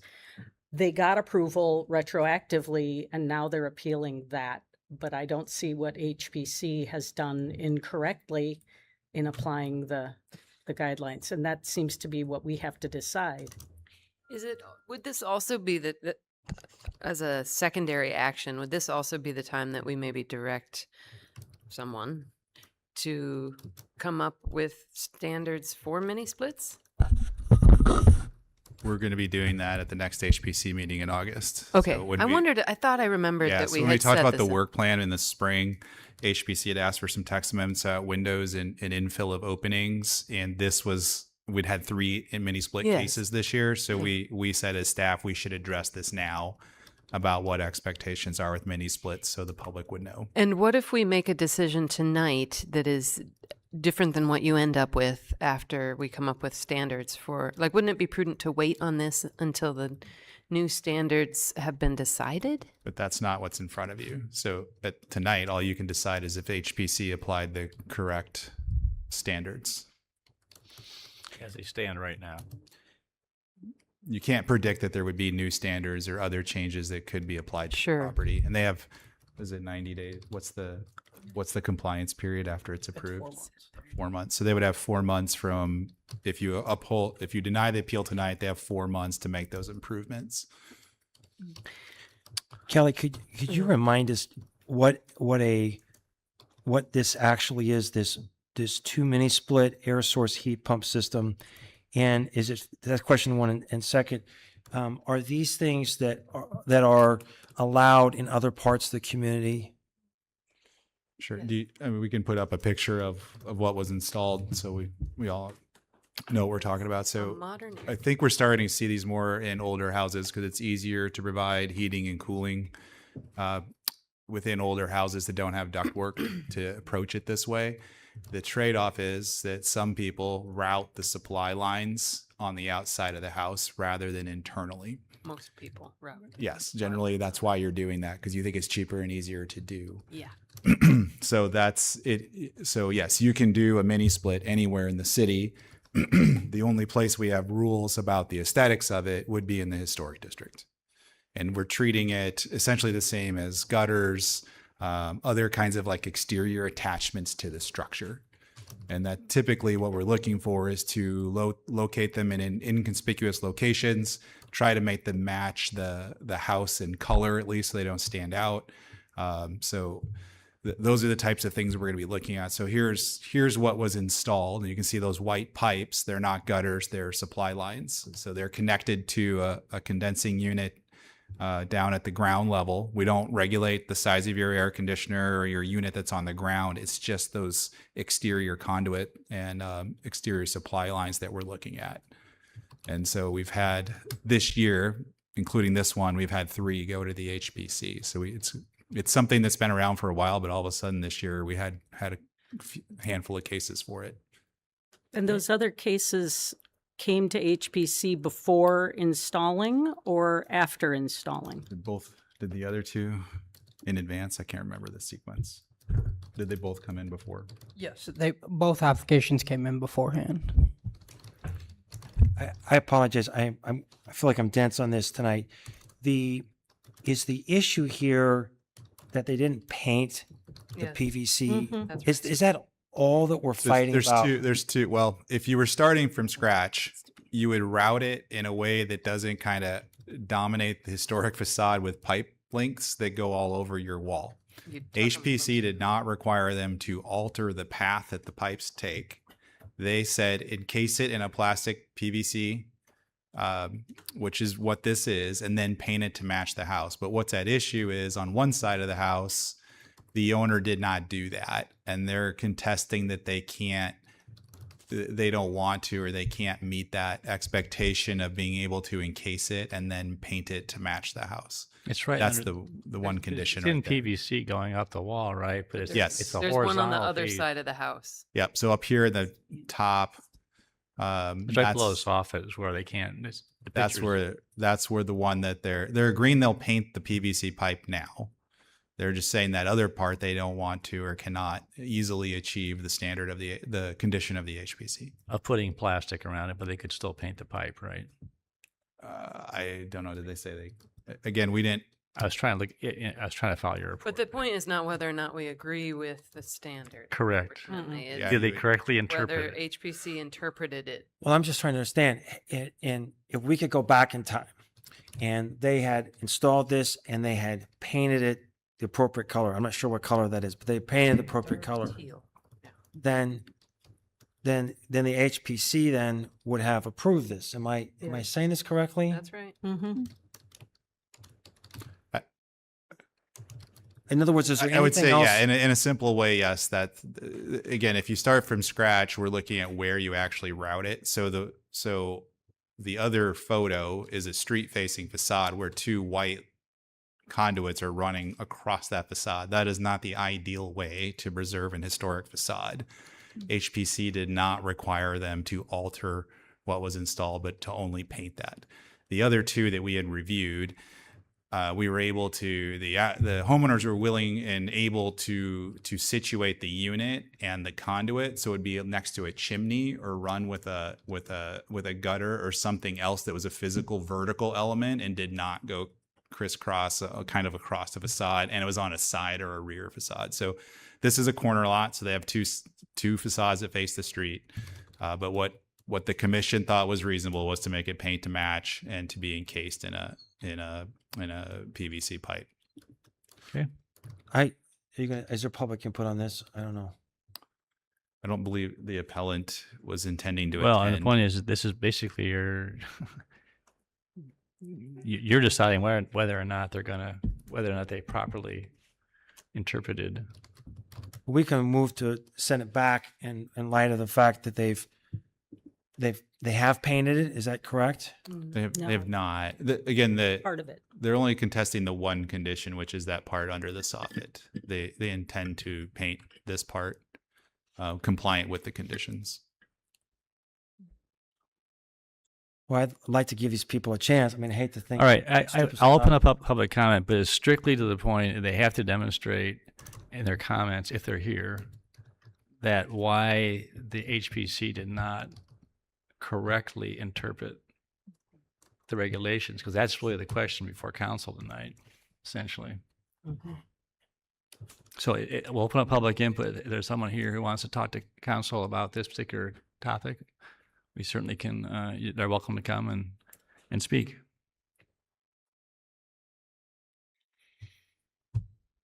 Okay, no one wishes to speak. We'll close public input. I would move alternative 1. Second. Which is just for That we approve a resolution to deny the appeal of the conditions of approval for a certificate of appropriateness by finding the HPC acted consistent with the standards of Chapter 31. Thank you. Roll call. Butcher, Aye. Junk, Aye. Corriere,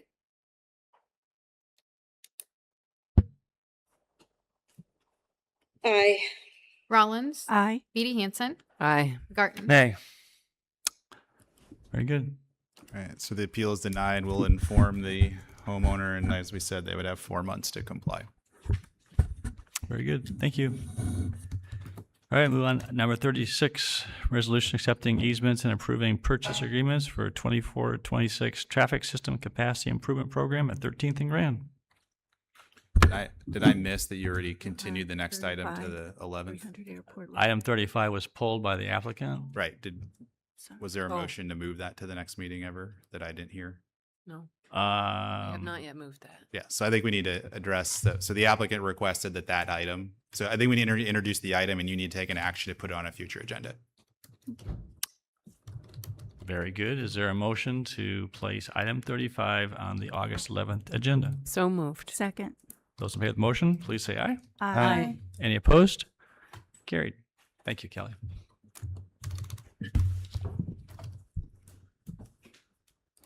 Thanks, Parker.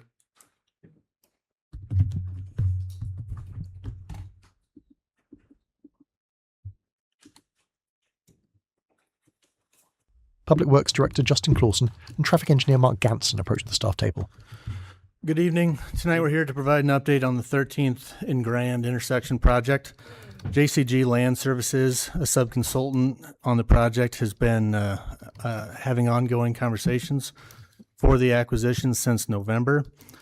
Tonight we have 10 different easement packages in front of you. There are 12 packages remaining, a combination of 10 of easements, 2 full acquisitions, of which the negotiations are still ongoing. A lot of them are in a pretty good state as well. In fact, one of the outstanding ones has now been signed, but just didn't make it in time to be here tonight. So we are making some significant progress. Part of the direction that we're looking for tonight is to provide approximately a 2-month window to try and finalize as many easement and acquisitions as possible, and then come back for future direction. One implication of that direction would be the time frame for the construction of the project. So at this point, staff believes that the construction of the project should happen in 2028. That allows the acquisitions to finalize in 2026, some other ancillary construction items to occur in 2027. It also allows us adequate time to work with the adjacent properties, both the properties that required easement as well as the ones that did not require easement but will still be impacted by the construction activities, to work through all the impacts and the staging and access conversations that we need to have with those properties. So again, we're looking for approval of table number 2 in the council action form, the easements and the purchase agreements that are detailed in table number 2. So would it be possible to put the map up just for people who are watching? I think this is such a major intersection that people will be interested in seeing this. Could you give us like a 30-second like overview of how this would lay out? Yep. So first off, north is up in this arrangement. So the green parcels that you see, the highlighted green parcels, are in front of you tonight for approval. So we have at least one parcel in each quadrant of the intersection, if you look at it that way. We probably have, I would estimate 6 of the 12 remaining should be likely to have within those 2 months. So we'd cut that down in half for future direction around September. I don't have a specific color on the parcels that need acquisition, but essentially it's the parcels with red or purple along their frontages to 13th Street and Grand Avenue. Thanks for that. Yep. Other questions? I thought we were buying that property where the church is. We're trying. The church and the duplex directly west of the church are the 2 full acquisitions that are anticipated for the project. So why is that? They're still in progress. What? They're still in progress. Okay, I got it. Okay. Any other questions? And so it would be September of this year that you would come back if progress is not made on voluntary agreements. Then Correct. you'll let us know what next steps might be. Correct. All right, open up public comment. Does anyone want to address council on this topic tonight? Close public input. Entertain motion on resolution. Move alternative 1. Second. Thank you. Roll call. Junk. Aye. Corrieri. Aye. Rollins. Aye. Beatty Hansen. Aye. Garten. Aye. Betcher. Aye. Thank you, gentlemen. Thank you.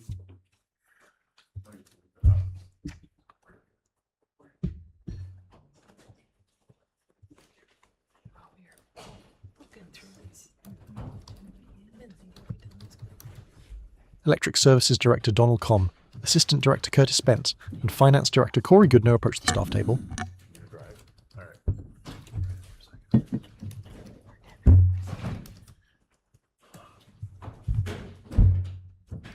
Are we already on this number, Mayor? Pardon me? Are you ready for us? Ready to go. All right. Hate sitting in front of the owl. Good evening, Council. This is basically a continuation of the workshop that we did on July 21st. Trust me, we're not going to go through all the same slides, but we're going to give you a quick update. So kind of a recap of where we're at and what we'd like to accomplish tonight. So tonight, we want to award basically 2 contracts. One would be the transformer contract, which is also known as a generator step-up transformer, and also award the RICE units. RICE units are the generating units. We then want to talk a little bit about the project budget estimate versus after awarding the contract. There's a couple of little moving parts in there that have to do with euro to US dollar conversion, and some things like that. And then it was also discussed that because we're putting out a rather large sum of money early in the contract period, to talk a little bit about surety bond, and we have I'll say a pleasant update on that particular thing as we walk through. Next slide, please. Okay, just to kind of refamiliarize you with this is we're talking a budget right now of about $192.6 million. The issues or the two topics we're covering tonight is just the top two, which is the roughly $73 million, which is the engines themselves, plus the generator step-up, which is about 4.8 from a budgetary standpoint. Next slide. So tonight, I think it's 1A on the council action form is to purchase the transformer. If we do sign tonight, the contract does have us getting delivery of that in 33 months. That is I don't say ideal schedule, but that works very well into how we're seeing the schedule play out. The transformer won't get here too soon, too early, in that we have storage problems, but not too late in that it's the driver in the overall construction.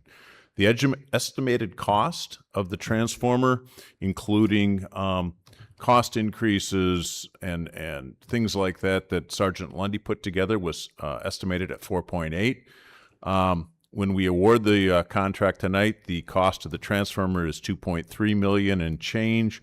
That does not include taxes, so we'll be paying taxes on the top of that. We're recommending Cahoon sales. It'll be a General Electric 69 to 13.8 transformer, and that's where we're at there. And then I'm going to hand it over to Curtis, who's going to talk more on the engines. Similarly to the transformer, we're recommending the purchase of 3 of the RICE units. They're both 18, or all 3 of them are 18.13 megawatts. The contract is for them to be delivered on foundation in October of 2029. And then the estimated cost, and the reason why we say estimated is because there's tariffs included in that cost, as well as escalation and contingencies. So it's 73.3 million is what we estimated, or Sergeant Lundy did. The award cost to Wartsila would be 70,127,000 and change. Plus we need to pay the taxes and tariffs on top of that, which is about 6.66 million. So we recommend the award to Wartsila for the 18 V50 dual fuel engines. And again, the picture is just the general scope of supply that they would be providing. Curtis, before you go, so I guess I misunderstood. It's not just the engine. That's right. The 73 million is this 3 of these entire lines. Is that correct? That's correct. Yep. Including the stack and all the cooling systems. Everything in that picture is 1 unit. And so we'd be 3 of those. And then what's not pictured in that is all the controls and electrical gear that will support that as well. Not that it makes it any less making a gulp given the size of the purchase order, but I was just thinking it was just the engine and everything else, but there's a lot of equipment there, it appears. Yeah, it's pretty zoomed out as well. So, but the engines themselves are pretty substantial. Don't get me wrong, but yeah, there is a lot of equipment. Okay, thank you. There's been some changes within the scope, or a change within the scope since our report on the 21st. So we discovered that within Wartsila's proposal, that they were proposing that we paint the structure steel outside, that would be located outside, and we want that to be galvanized, hot dip galvanized, just to improve longevity and reduce maintenance. And so that adder is 57,247. The other item has to do with what Don was saying, the euro to US dollar exchange rate. Now, at their proposal, it was a little bit higher. The 1.1367 euro to $1 for US is as of today, but then that dollar amount will be finalized when they receive their first payment, and then it will be fixed from there forward. And so what will happen is council will vote to approve this contract tonight for the dollar amount that we said. And then when they receive payment, which is to be within 7 days of signing, then they would issue a change order, and that could either be in our favor or not, to true up the exchange rate. And then that would be fixed for the life of the contract after that. Yeah, in essence, they manage the risk, so they go out and manage all that, so it's locked in for both of us. But are there any caps either way on the fluctuation? I mean, if you look at a euro-dollar exchange rate, it is a very volatile exchange rate. So that leaves us, just because of the amount of money involved, it seems like both parties could hedge their bets by having some kind of reasonable caps on that fluctuation. Is that being discussed? There's no cap. So all risk is held by us up until signing, and then they take the entire risk from there on. And actually, the risk goes both ways, because we have, like, if we sign tonight, we have 7 days then to make the payment. So it's whatever that exchange rate is, higher or lower than that number, which then, so it could be 1.135, it could be 1.14, it could go either way. So there is a little bit of risk. We don't see it moving much off of that. We've been watching it probably for the last 3 weeks, and it's been in that 1.14. I've seen it 1.15, but yeah, there's no way to manage that in the next 7 days.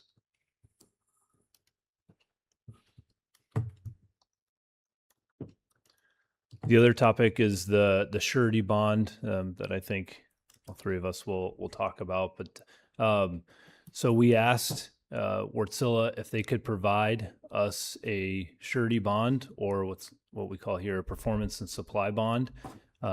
Initially, 10 days ago, they provided us the information that they could provide it, and then they gave us a dollar amount of roughly 1.5 million. We've been able to negotiate with them and talk with them since. They've lowered that dollar amount to 1,026,178, and that covers 100% of the contract value all the way until we go to commercial operation date. And then from that point on, it covers the warranty, but only up to 10% of the contract value, which staff believes that at that point, our risk is much, much lower than before. How long is that warranty for? That bond covers it for a year? 2 years? The warranty's 2 years. Couple in other of words, other, if they don't perform any warranty work or they go bankrupt and you have to go ahead and hire someone else to do warranty on it, then the bond covers that, is what you're saying. I don't think that's what it is.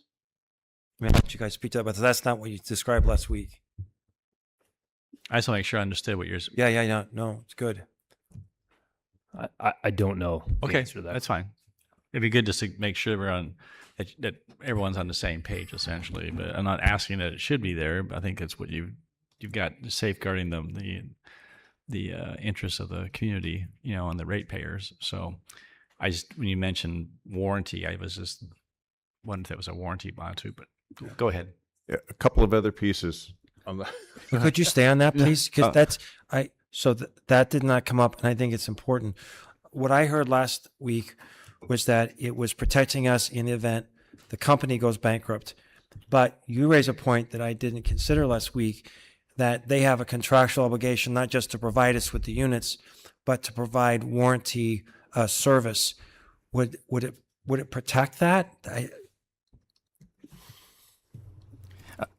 I can't speak specifically. We've been using an attorney to respond to those questions and negotiate with Wärtsilä, but it was my understanding that we would not find, in the event of bankruptcy and the inability to service the warranty, that the surety provider would find an organization or a company that would fulfill that obligation for the duration of the surety bond. Yeah. Which is great from the standpoint that it's a highly technical and it's very expensive in terms of what we're putting into this. We had budgeted for, maintenance contract was $1.5 million a year for a maintenance contract, and to have this covered, makes perfect sense to have it in case they go belly up. They'll just get hired. The surety will hire them back to go ahead and take care of it anyway. But the point is, it's protecting our ratepayers and our community. So, on the basis that's true. Yes, that's my understanding. Yes. And That's very a helpful. couple, Thank you. couple of things on that too. So we do not know what company is actually backing this. We do know that it is not a U.S. Financial institution. It will be a European that will be backing this.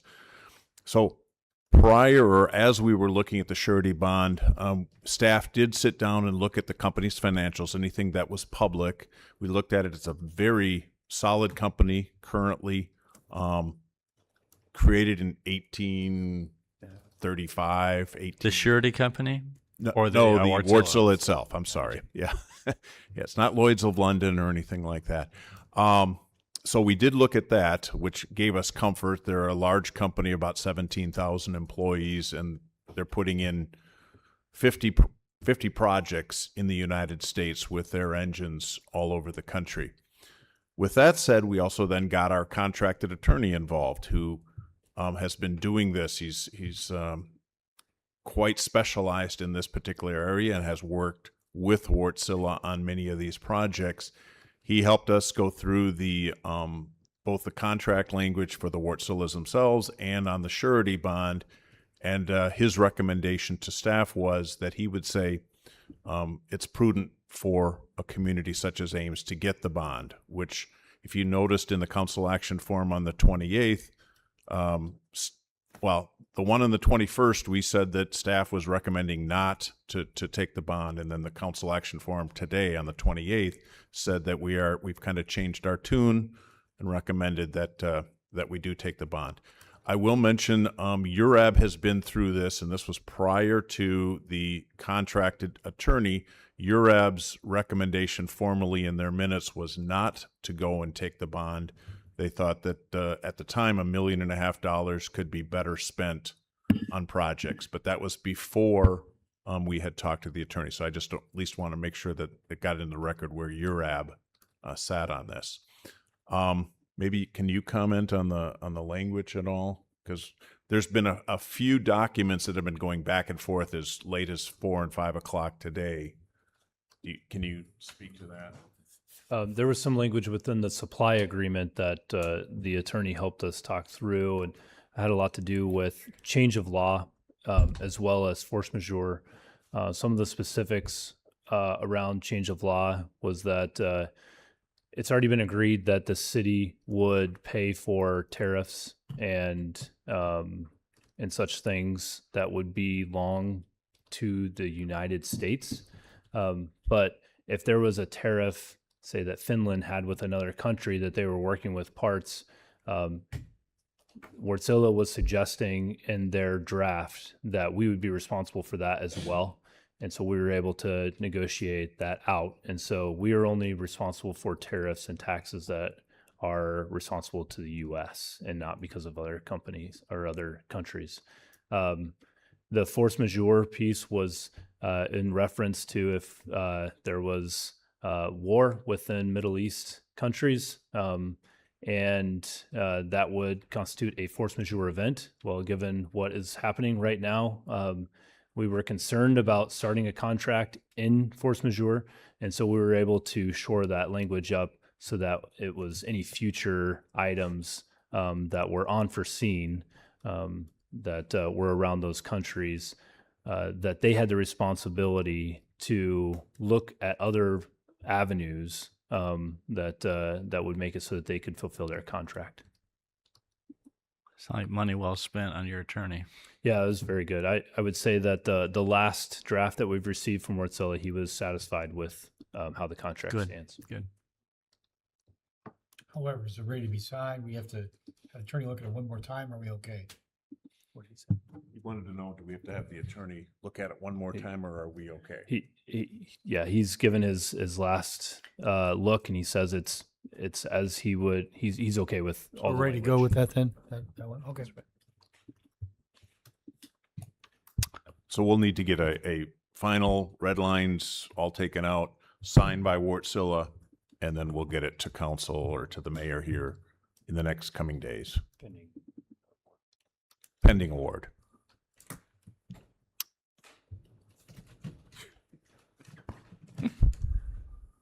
So this is, I know that it's very small. I apologize.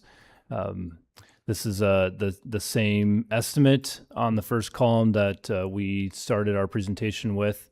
And then the next two columns are how the numbers have panned out with the bond added to the top line with the RICE units. You'll note just the red items are savings compared to our estimate, and the black in the difference column is what we're over. And so as of right now, a little over 41% of our budget being, if these were awarded this evening, will be 1.1 million over our estimation. And 1.026 of that is the bond. If you look, there's a substantial amount of work yet to be done on the structure itself. You see that? The general contract work. That's 90, where'd it go? 98 million. 98 million. That's where we're going to move ahead. Then remember, we're going to pick a construction manager at risk who's going to help us through that. Recall that. We're going to try that program once we get them on board. Then that person will work with the engineers, hopefully do some good, some engineering work for us, right? And hopefully keep our costs down. And then we'll work through the at-risk process. That was explained to you at our special meeting. Yep. So we hope we get some savings on that particular line item. Yep. So some next steps. So first of all, the first payment of 25%, if approved by council, will be due that first week in August within 7 days of signing the contract. That's about $17.5 million. Staff is going to continue. We're submitting a MISO generator interconnection application that'll be going in here shortly.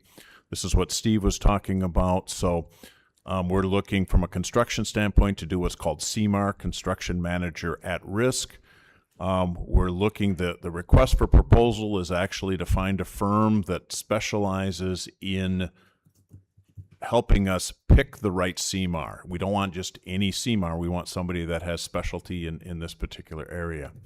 Meanwhile, we're working with Sergeant Lundy to finalize that general arrangement. That's on how all of the buildings sit, where the equipment will sit, so that then formal building design can be done. And we want the CMAR on board much sooner as that's going on, so that they can value add as we're going through that.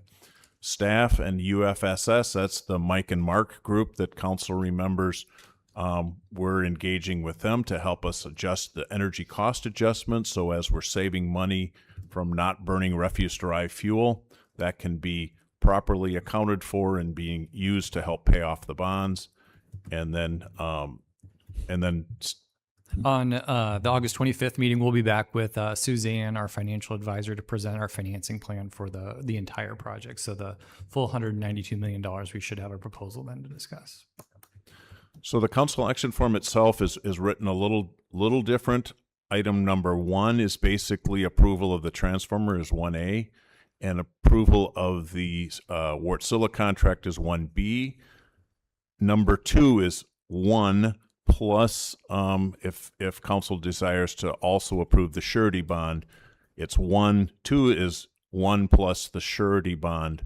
And on that council action form, staff or the city manager is recommending item number 2 as opposed to normally it would be 1. And we're open for questions. I think that's it. Don, the surety bond that's mentioned in Alternative 2 is still at the 1.5 amount. So what is the amount that we would be voting on there? Thank you. This has been moving, and Curtis is too kind to say that we all worked on Wartsila to get this. Curtis kept bugging him, saying, you got to do something better. It was Curtis that saved us roughly $500,000 on that. So is there a finder's fee on that, or something? Sir? Is there a finder's fee on that, or? Well, pizza. Oh, it better be a big so one. That's the number there. 1,026,178. That is correct. And I will say, Wartsila's been, if Wartsila does during the construction and building of the engines, like they've been responsive to the questions and issues and wanting to talk through this. If they're that responsive, this is going to be an excellent partnership in the years to come. Which is important. So the numbers in alternative 1A and B are accurate. It's the number 2. Okay, which now you would got be. Curtis looking at it. Yeah. Well, make sure because it'll go into the record. That's correct. 2308 800 is the transformer. That is correct. And it's 69,230,520 for the engines, subject to a currency conversion rate. And that was updated here in the last 10 hours. So that number. What should that be then? It should be in the slide deck, please. Next down. Oh, nope. Right there. That is the number that we received from Wartsila today. So the approval, the motion would need to be 70,127,616, or is it that plus the 662? The taxes and tariffs will be paid. So the contract between us and Wartsila will be that number, subject to the euro. There'll be a change order that's going to correct the. No, he's asking that number being 70 million. Does that include the taxes and tariffs, or is it in addition to that number? When does that get? If that's an addition, when does that get approved?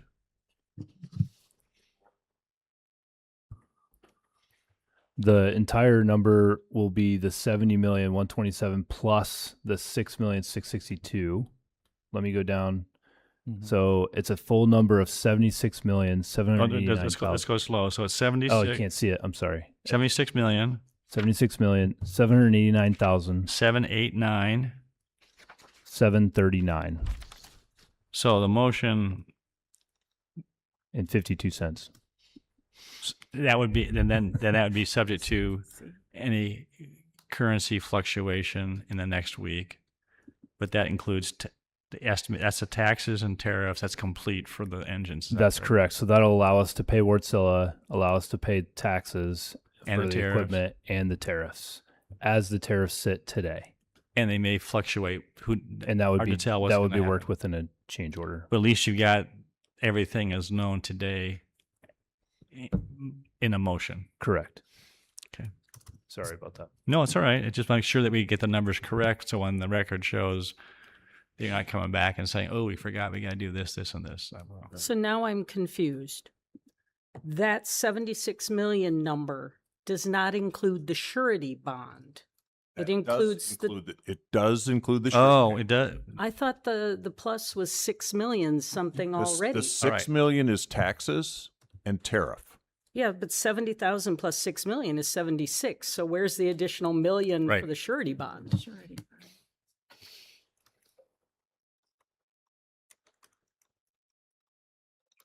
Actually, Gloria, that's a great catch because if you take the 69 million and you add in 66 or 6.6 million, that's 75.6. So the actual contract would be less the 1,026,178. The 76 number would be for 1B. The approval of Wartsila. And then then you're two short has the $1 million. surety Then you're short bond $1 million added. in your spreadsheet. Then, because you said that it's 69,230,000 plus the 6.6 million, right, for the tax and tariff, which would be 75,800,000. That's what Plus 1,026,000 would get you to the 76. We better get this right. Yeah, we do.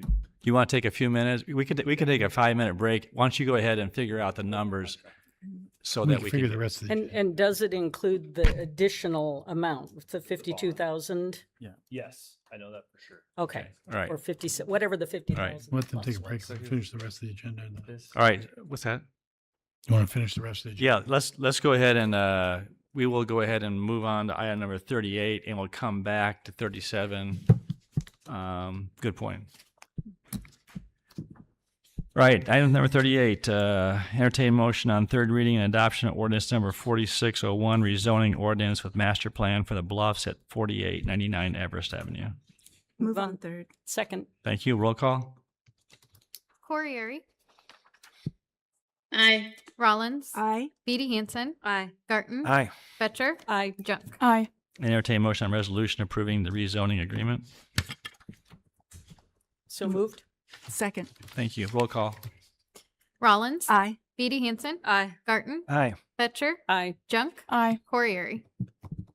Aye. Move on to item 39, entertain motion on third reading and adoption of ordinance number 4602, zoning text amendment modifying the Northeast Gateway Overlay District O-GNE standards. Move on third. Second. Roll call. Beatty Hansen, Aye. Garten, Aye.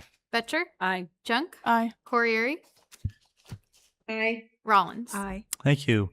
Moving on to disposition and communications to council. There are 8 items. The first is a email from John Shaw regarding mowing city property, 1706 Amherst Drive. Let's get a memo from the Public Works Director. I would move for a memo from the Public Works Director on this. Second. Those in favor of the motion, please say aye. Aye. Any opposed? Carried. Second is an email from Ann Shuey regarding flooding on Nixon Avenue. Need a memo from the Public Works Director.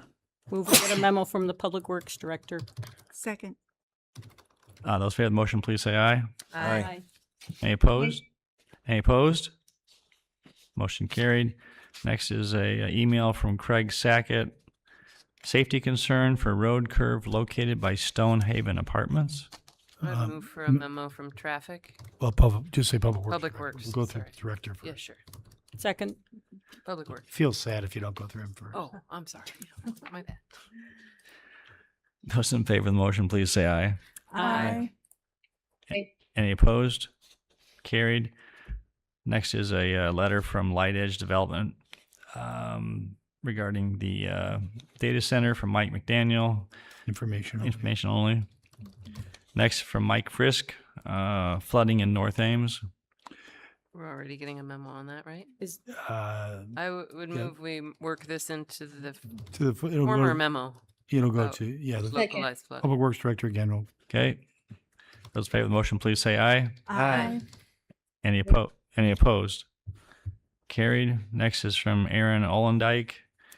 Request to waive the requirement for a rural subdivision covenants for a plata survey at 3500 360th Street.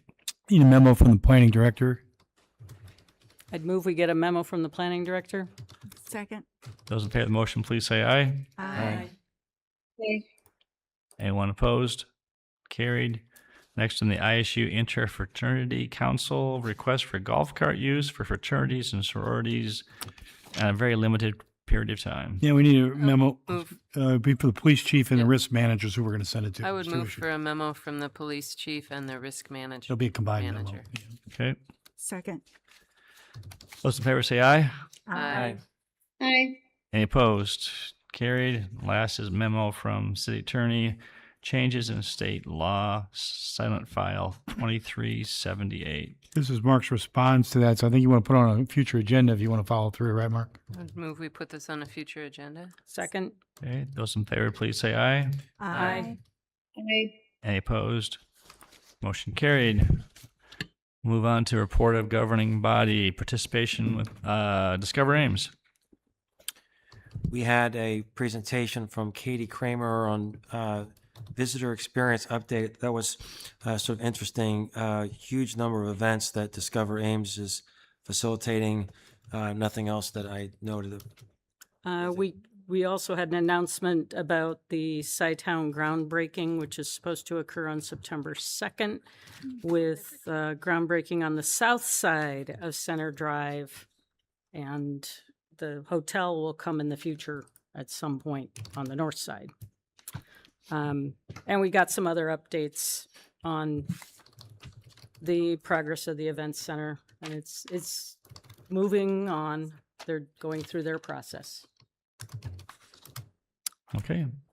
Ames Regional Economic Alliance, any report? We meet Friday. Yeah. Okay, Story County Emergency Management Agency met on Wednesday, July 15th. There's an emergency operations center project which is going on in the basement of Story County Courthouse. Story County is paying for the actual construction. The Story County Emergency Management is paying for technology upgrades. We got a project update on that. Should be done sometime late summer, early fall. Talked about disaster fund. The Story County Emergency Management has essentially a $100,000 kitty that is available to be used similar to a bank in case a small community needs to borrow some money to pay for cleanup. And then the expectation is that they would pay that back over a period of time through their general funds. We discussed that. We got a solar grant for about $80,000 for some portable solar panels and battery packs to be using in case of emergency.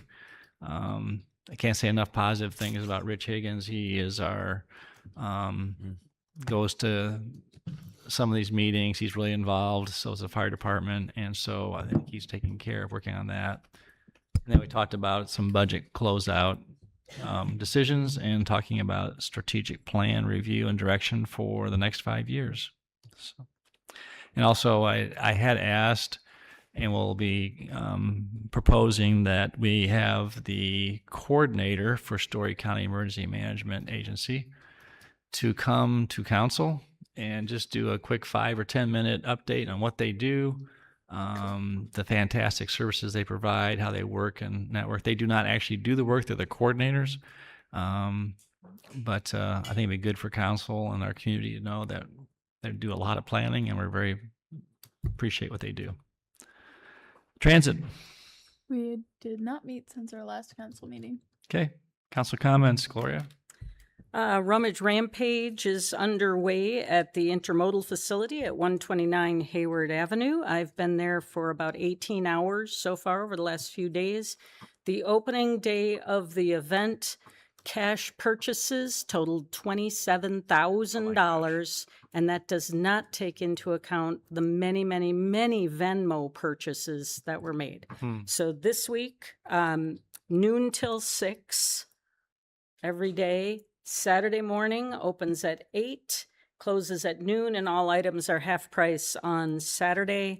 Last drop-off day is Thursday, but there are drop-off times between now and Thursday. If you want to donate, please stop by and come and shop. And Bronwyn has been there doing an Ames Repair Cafe kind of partnership with the Rampage and doing some minor repairs and maintenance on bikes and things like that.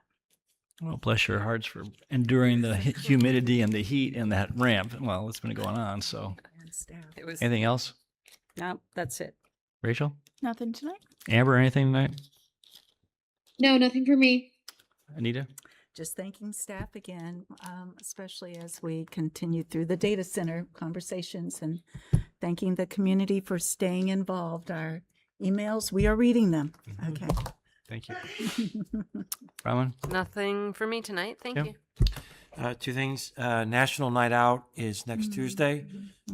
Great event. It's unbelievable the impact we have on our community with that. So that's next Tuesday night. And I want to give a shout out to, I have the luxury of working in air conditioning during my day, but we have city staff that are required to work in this crazy heat. And so we appreciate those who work hard so that we continue to have city services even in inclement weather. So thanks to them. Tim, that National Night Out, August 4th at 5:30 at the middle school. Right. Just so people can make sure when they're watching this on YouTube, they know when next Tuesday is. Right. Thanks for that. Yep. And that's when sometime about the helicopters be landing sometime there too. Black Hawk helicopter. Yeah. And they give out school supplies and 14 shoes. Shoes. And so if It's great. And maybe a special kudos to our Ames PD for taking a real leadership role in that. Do a great job. This is not something that they have to do. And so just, it's a great community building, relationship building with our police department. So Well, I would just add too, is there's a lot of people that volunteer, and there's one person in particular buys all the shoes. Right. I mean, not out of their own pocket, but they raise money, and I talked to them a few years ago, and they said the garage looks like a shoe warehouse essentially beforehand. They have 1,400 boxes of shoes that are in there. and what a difference for these kids to go to school And with backpacks and good other shoes things. and backpacks. So Yeah, it's fantastic. All right, so we'll have this little tick-tock, waiting for Mr. Com and Mr. Spence to come up here and give us the final numbers. Electric Services Director Donald Com, Assistant Director Curtis Spence approach the staff table. Yeah, I apologize with this council. It's been back and forth. No problem. Up to the last hour. We like these kind of problems when they go down by $500,000, Curtis. So the $76,789,739.52 is the total amount, all in taxes, tariffs, and bond. Okay. So that would be item number 2. With the Alternative number 2 is on the council action form.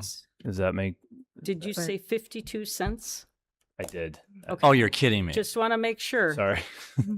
That's doing the math, taxes. Item number 1B, which is the award to Wartsila, Is 70 million to Wartsila. This is No, wait. We get that. All right. So without the bond. how would you prefer? So is A right?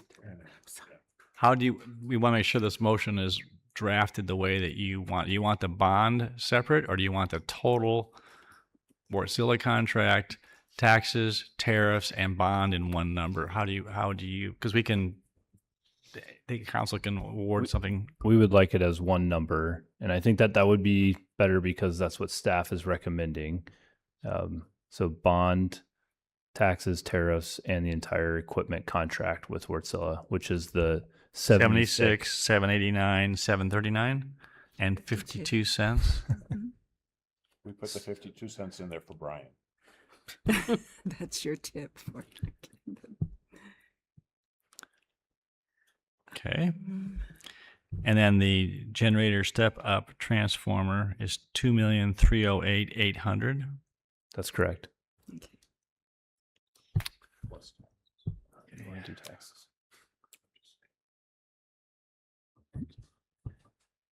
Don says that does not include taxes. The taxes for I'm embarrassed by this. I apologize. No. The taxes included on the transformer is $2,470,416. 2470416. Yes, sir. Yeah. That's the purchase plus taxes.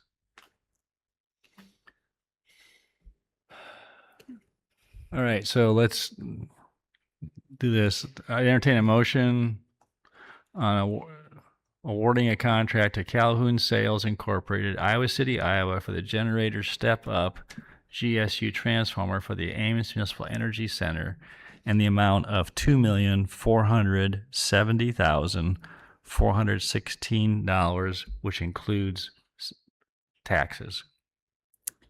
Is there a motion? So moved. Second. Roll call. Garten, aye. Betcher, Aye. Junk, Aye. Corriere,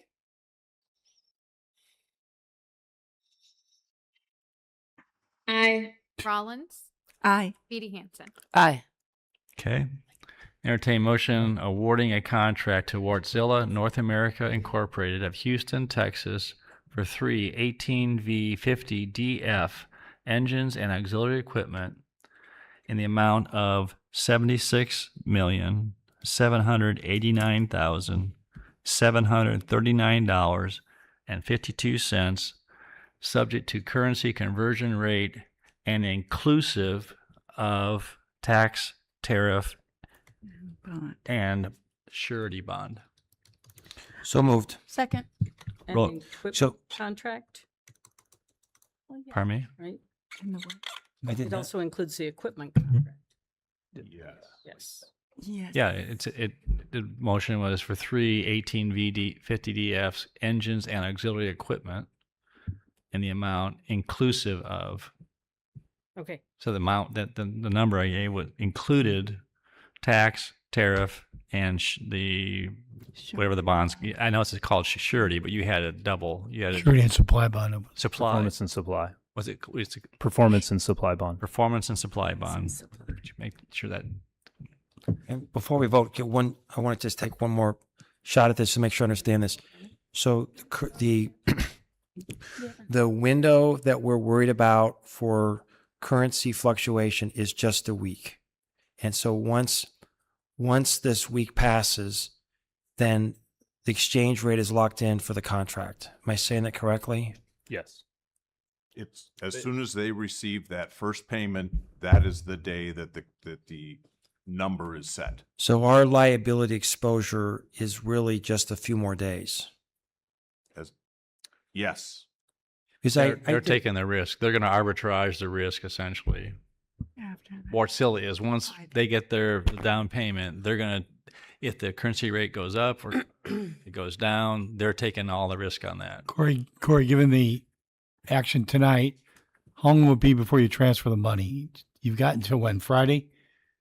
End of business day on Friday? When will you transfer the money? You got to sell off some. Yeah, so I think if the contract's signed tomorrow, we have 7 days, which means we would liquidate some of our current investments that we have realized gains, and we would, in all likelihood, try and send a wire next Wednesday. So a week from tomorrow. So 7 days. And so once that wire is complete, that's what locks the exchange rate. That is the rate going forward. Yes. Okay. Yep. Hey, if I could give a little bit of an understanding more on that, Tim. So they provided their proposals back in the end of May. And so there was some risk on our part that was a lot greater because they were saying until you sign this contract, you the City of Ames, bear the risk of what that's going to do. Now, it's been in our favor since, and they've updated the price up to today. But there was more risk that we were bearing because they provided a proposal and said it's on the city until we give the signature. Yeah, and I appreciate. I'm much more comfortable now.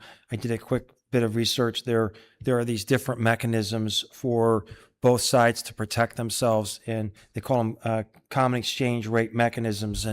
But if we're only looking at this small window, I don't feel like that's an inordinate risk for the city to take. No. Thanks. Okay. Roll call. Betcher? Aye. Junk? Aye. Corey. Aye. Rollins? Aye. Beatty Hansen? Aye. Garten? Aye. All right. Anything else? Are you good to go? Thank you very much. Thank you, everyone. Thanks for all your efforts. Great Thank work. you for Curtis for being persistent and saving our ratepayers $500,000. Yeah. Mm-hmm. All right. Entertain motion to adjourn. Move we adjourn. Second. Those in favor say aye. Aye. We are adjourned. Thank you.